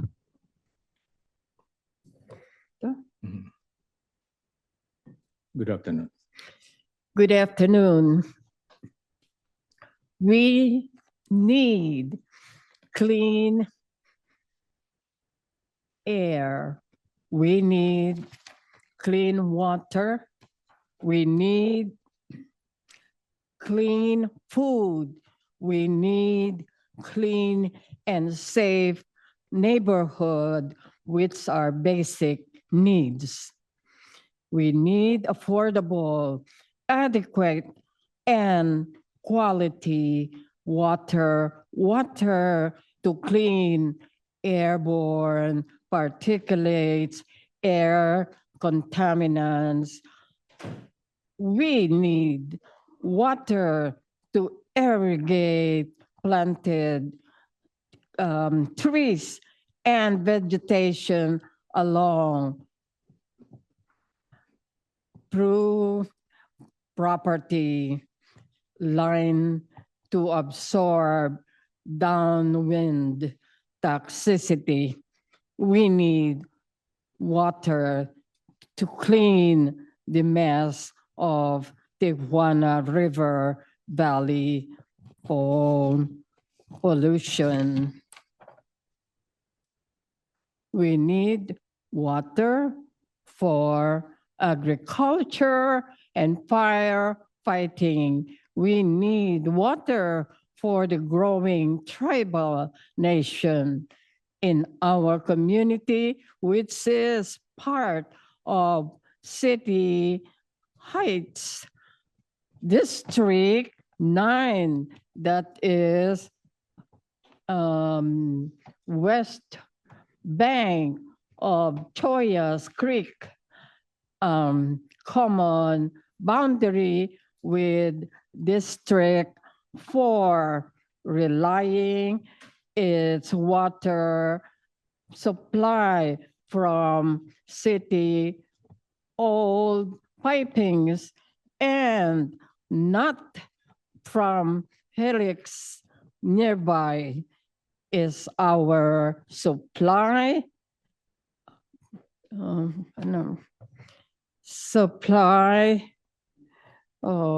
Where's that now? Is our supply chair, Serrano, from Pure Water Project. We remember city. Thank you for your council comments. Your time is up. meetings that Mr. you Javier? and Major Yeah. Gloria. Be disciplined. We are just watchers, observers, learner. I am the husband, and we chose this public engagement because we are hurt. We are harmed. And we are here to seek justice, particularly on the 11 elected officials and staff of the city of San Diego, the finest. The finest. My God, help us. We do not compete with our intelligences, but hear from us, hear from our stories, to form a perfect union, to work together. We have heard proposed process like this MOU. Why only now? 75 years, we just read it there. Why only now? I'm sorry, I am not trying to investigate or apprehend you, or sorry for that. MOU with supplier or the source. You mentioned also about EIS. What is the difference between EIR and EIS, along with this vision of providing quality water for all? Where is the APCD representative here, if I may ask that? Where is the EPA representative here, state and federal? We do not question. We just remind you. We just help within our means to participate. You mentioned about conservation. Running out of time, have we thought of focusing on this? Few days of lots of surface runoff. Where did it go? Of course, it did not go to the pockets of the politicians, businessmen. It went down wasted to the ocean. Hear us, hear us. This should be the focus. Mathematically, language-wise, logically, spatially, spiritually, that should be our focus. Conservation, recycling, and down to every single person must adopt some kind of Well, a cistern perhaps, or a bucket, it will help, even just for agriculture, like what we are doing. We bath in a bathtub so that we could recycle it. Why can't we do it? Now, last, this is an association of thinkers. Can we not have an even fair cost per gallon of water? Region-wide? Thank you for your Second. comments. Your time is up. Please One more take a thing. seat. Okay, thank you, thank you, thank you. If there are public speakers in the Zoom waiting room, please raise your hand through the Zoom app or press *9 if listening by phone. Please do not repeat comments if already provided during committee. Mr. Dawson, you have 3 minutes and may speak now. Hi, can you guys hear me? Yes, we can. Great. I wanted to talk a little bit about the project labor agreement, and I've been in front of this committee a few times on behalf of the Western Electrical Contractors Association. This PLA, and you guys are looking at bidding it without the PLA, which I think would be a great idea. This PLA actually discriminates against all of the WECA members who have done plenty of projects for this district. It also discriminates against 85% of the construction workers in California or in San Diego County, however you want to measure that. And so the idea that this is some kind of local hire policy is ridiculous when you're excluding 85, almost 90% of the local construction workers. It seems like it's just kind of a special interest deal just for the unions. And I'd like to just point out for the members that weren't in committee, what a disaster this PLA has been. That the first project you guys put out under this, it was a one bidder you got for the project, and it was $6 million over the engineer's estimate. Because of that, you went and you bid it again, and you only got one bid again.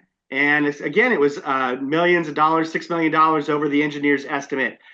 This was so embarrassing that you guys actually stopped and changed the process for how you do engineers' estimates, which I think is actually very misleading to the public. And earlier they were talking about things you have to disclose to investors. The fact that you're not doing your engineers' estimates the same way that every other district is something I think you probably have to disclose to investors. And because of all these things, you're getting higher prices. You're only getting one bid. The staff was asked to reach out to more bidders. Still, you only came back with one bid. And then one of the directors asked you, how much time and effort are you guys using to reach out to these people? What's that staff time worth? And still, I haven't got an answer emailed to me. I haven't got, I've brought this up at 3 or 4 meetings and no one seems to be interested in responding to that. I find it interesting that when the directors on this board ask for some information, the staff's not providing it to them. So I don't think that's appropriate. And then the last reminder I wanted to give this group is that, the excuse for all this is you're going to have minority and women-owned businesses participation. The minority participation rate was 0% on your last PLA job. The women-owned business participation on your last job was 0%. These are fake goals for a project labor agreement that is really just a special interest giveaway to political donors. And at a time when you're raising rates, and you're causing the cities that are members of the agency to raise rates and to raise taxes, why don't you stop playing politics with other people's money and let everybody bid? Let the people in your districts bid on this who have chosen to work in a non-union environment. Your time is up. Thank you for your comments. Mr. McDonough, you have 3 minutes and you may begin now. Hello, can you hear me? Yes.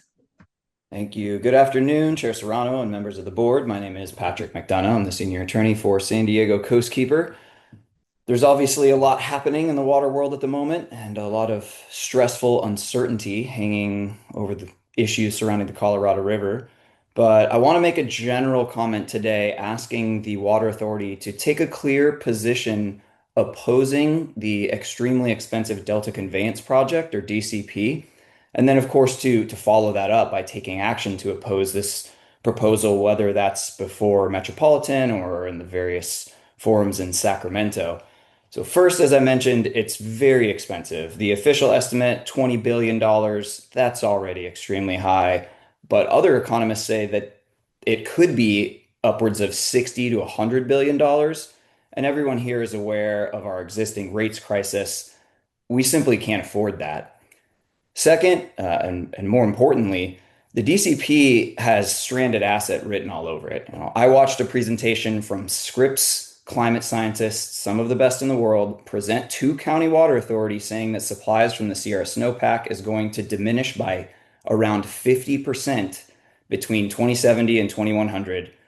50% is just horrible. And I cannot imagine spending, whether it's 20 billion or 60 to 100 billion, on that type of probability of a stranded asset. And further, the DCP would fail to provide water during dry periods, and its deliveries would lack demand in wet years. So essentially, there's no chance that the DCP could fulfill its lofty goals or justify its high costs. And there's no need to wait for a Camp 4W assessment to tell us that this won't work. It's a boondoggle waiting to happen. And finally, in a time when we're moving towards truly resilient, multi-benefit, environmentally beneficial projects like wastewater recycling, the DCP has the potential to devastate fisheries and ecosystems at a time when salmon and other fish populations are close to collapse. And that also comes with a price tag. There's an estimated $1 to $2 billion loss if the DCP is constructed just for the salmon industry. So this conveyance project is a massive and destructive project that just doesn't pencil out, and we simply can't afford it here in San Diego. Thank you for your time. Thank you for your comments. I have no further requests to speak. I want to thank the members of the public for their time and providing the board with their thoughts and feedback today. We'll move on to item 5. Item 5 is additions to the agenda. Madam Clerk, do we have any additions to today's agenda? There are no additions. Thank you very much. Item 6 is the approval of minutes. Before us today is the approval of the minutes of the Special Board of Directors and formal Board of Directors meetings of January 22nd, 2026.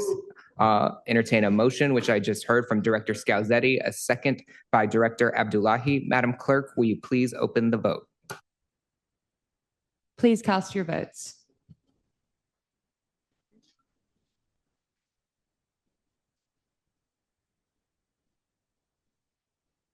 Secretary Acosta? Oh, on the other side. Director Medaffer, since you walked in, vote on the minutes. Thank you. Minutes pass. Thank you very much. Item 7 is our presentations and public hearings. Item 7A is the recognition of the employee of the second quarter. I will recognize General Manager Denham for the presentation. Mr. General Manager. Thank you, Chair. Board, please help me congratulate Debbie Dunn from our Water Resources Department. Debbie is one of our water conservation pros here at the Water Authority and in the region. As you walk into this building, and the first thing you see is some of her fine work. She's helped us do a refresh on the landscaping and the drought tolerant plants that we have. Jeff Stevenson, her supervisor, Director of Water Resources, is going to say a little bit more about her. Thank you, Dan. Just a couple words about Debbie. In 2023, she joined us from the city of Beverly Hills, and she brings with her a lot of enthusiasm and energy. If you've worked with Debbie, you know she goes 100%. Dan mentioned the landscaping outside. When Debbie saw that it needed to be refreshed and updated, she went out and found external funding to do it. And then she watched the contractor follow the plans and called them out many times because she was keeping me updated when he was not doing what he was supposed to do. So she loves her job. A second example I want to mention is at the Del Mar Fair. She actually did a landscape exhibit at the Del Mar Fair on her own time. It was not some small little exhibit. It was on the same scale as the professional exhibits that you see there. She found all the plants. She got her husband to volunteer as a labor, and she won an award for her exhibit at the Del Mar Fair. So she is 100% dedicated.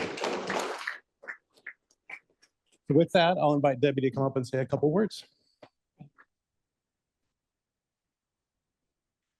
Thank you, Jeff. Thank you, board, for this amazing opportunity. The last time I talked to you all, I presented on toilets and talked about toilet pride, if you remember. I'm a huge advocate of our toilet program where we provide toilets at no charge to income qualifying customers. And if you remember, one toilet can flow up to 200 gallons an hour. That's enough water to fill a pool in 4 days. So that's enough about toilets. Now let's talk about my real passion, and that's plants and flowers. So I am honored and blessed to be able to work for the Water Authority. And by the way, I've worked for several public agencies over the decades. This is by far the best. I'm not saying it because they voted me Employee of the Quarter. I'm saying it because it's true. People here are responsive. They're nice. Everyone does a great job. So it makes my life just more enjoyable. When I went to management and said, hey, our nifty 50 plant list could use a little facelift, coming from Beverly Hills, that's terminology I learned. I said, can I fix it? And they're like, sure. So I worked with local nurseries, growers, landscapers, updated the list. And if you haven't seen it, it's beautiful. Some of the landscapers even want to use it for wallpaper. And if you haven't seen it, grab one on your way out, share it with your friends, families, neighbors.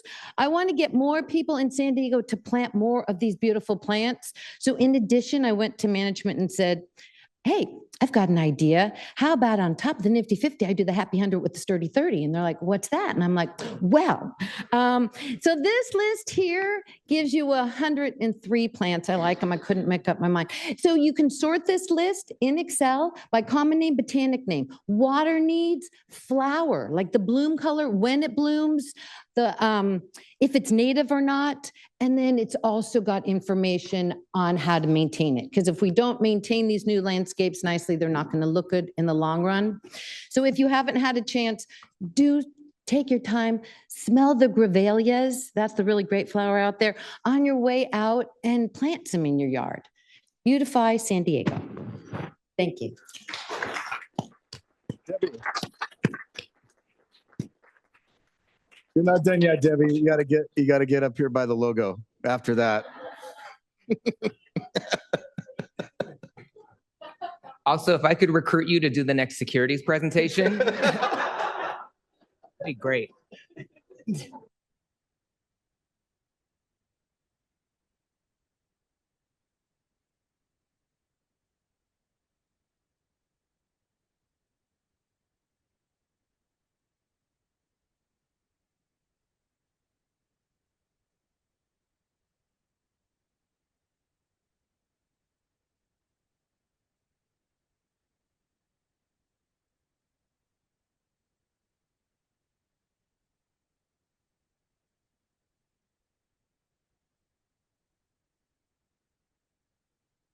Chair, may I speak?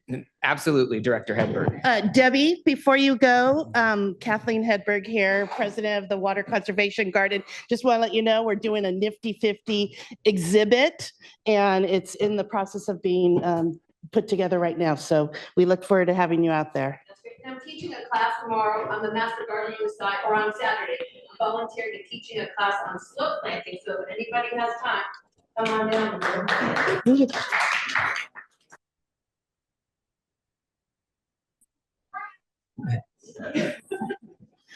All right. Thank you very much, and congratulations to Debbie. Moving on to item 8. Item 8 is the report by chair, starting with item 8A, which is my chair's report. I wanted to start by taking a brief moment to extend my congratulations and recognize my great colleague from the city of San Diego, Director Ismahan Abdullahi. At the beginning of this month, she was recognized by Women of Color Roar, a local media nonprofit that seeks to elevate women of color in government, with the Women Warrior Spirit Award. And she was introduced and presented this award by our very own Director of Finance, Lisa Marie Harris. Director Abdullahi gave an incredible speech in accepting that award that centered on belonging and having strength, particularly in times like this, encouraging everyone to not let their light be dimmed by others, but rather to shine bright.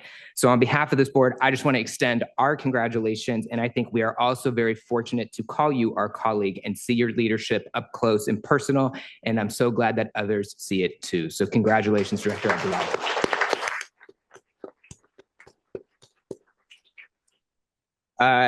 As many of you know, and has been demonstrated here today, we have been working through some new committee assignments. So I do want to thank each of you who have graciously accepted those new roles, and for some of you, the new leadership capacities. So thank you there. We will have some more changes upcoming. So staff will be reaching out to you as we make those appointments for different committee changes and work groups.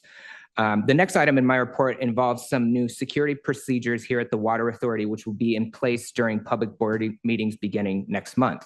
These new procedures are to strengthen readiness and align with industry best practices for public sector venues. And I want to be clear, this is not being implemented because of any concerns or threats, but to come in line with what is already occurring at other public-facing agencies, but yet to occur here.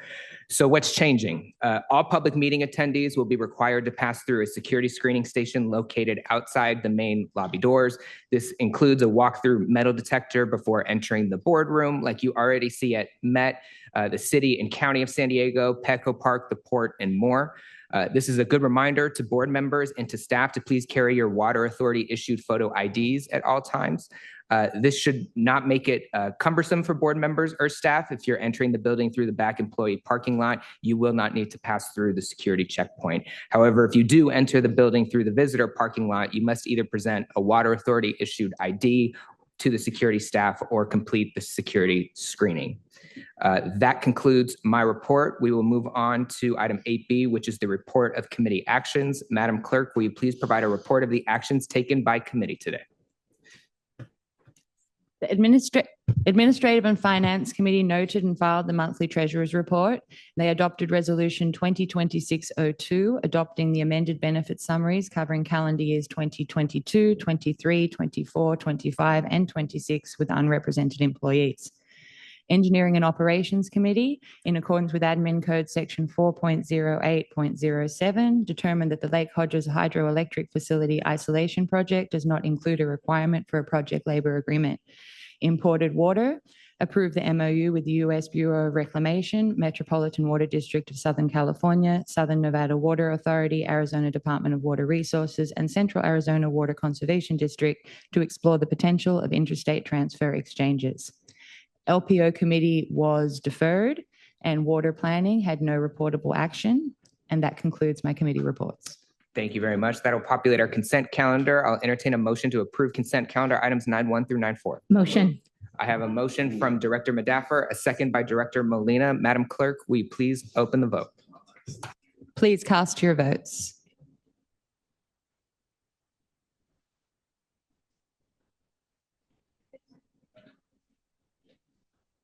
We're waiting on Hilliker, Buckowitz, and Miller. Please cast your vote. Director Buckowitz.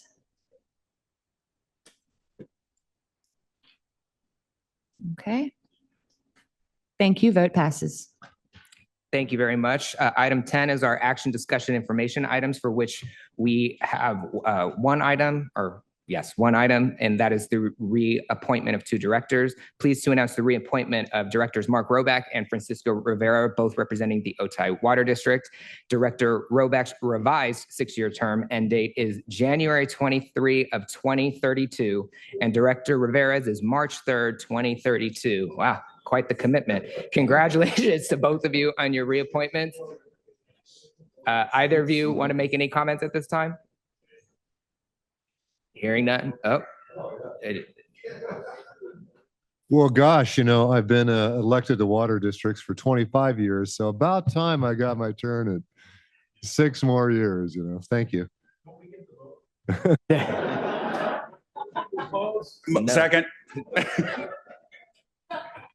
There is no vote on this item, colleagues. That concludes item 10. Moving on to item 11, which is our special reports. General Manager. I just wanted to very briefly let you all know that we had what were we calling it? Business model work group meeting 2 weeks ago on the 11th. All of the GMs from your member agencies. We had pretty high attendance, not 100%. We'd like to get there to 100%. But it was very good half day. We hit some heavy topics like our supplies, our demands, governance, our finances. What we intend to do is to develop a list of top line issues that this group sees at the Water Authority, and start to tackle some of those complex problems and challenges that we have. Bring it to this board for consideration in terms of policy development, stuff of that nature, recommendations, and we intend to do that over at least, or probably over the course of the next year or so. So just to check in, we'll hear from this group in front of the board very soon. So thank you for their attendance. Thank you, Mr. General Manager. General Counsel. Nothing to report today.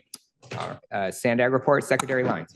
Yes, I'll just briefly report. I don't usually take the opportunity, but since it's been a while, I will.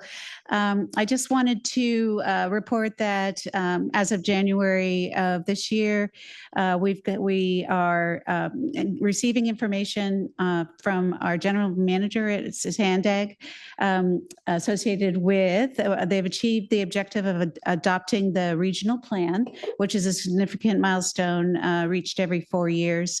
There's a lot of attention paid to the low sand realignment and the Del Mar Bluffs stabilization. I want to also call out that there's a renewed discussion about managed lanes instead of the high occupancy vehicle lanes, and that's something to keep an eye on. And maybe more importantly, at least from my perspective, is they're talking about improving a lot of board policies associated with finance and also contracting. And you may have read a little bit about that in the news. Thank you. Thank you very much, Director Lyons. Sandag Subcommittees, Borders Committee, Director Castaneda. Thank you, Mr. Chair. I filed a report with the secretary previously, but I would just like to say we had representatives from the Southern California Association of Governments who gave a very interesting report about preparation for the 28 Summer Olympics in Los Angeles. And very exciting, a lot of things going on, and clearly has a lot of implications for us here in San Diego. And I brought up the issue is that we will certainly provide the water for all of the events. Thank you. I appreciate you doing that. Regional Planning Committee, we will be making an appointment soon for that committee. Are there any AB, or do you have a report, Director Scalzetti? No, but thank you for recognizing me. What is the report on the AB 123? AB 1234. That's if you attended a conference or anything like that. Oh, okay, thank you. You're just asking that now?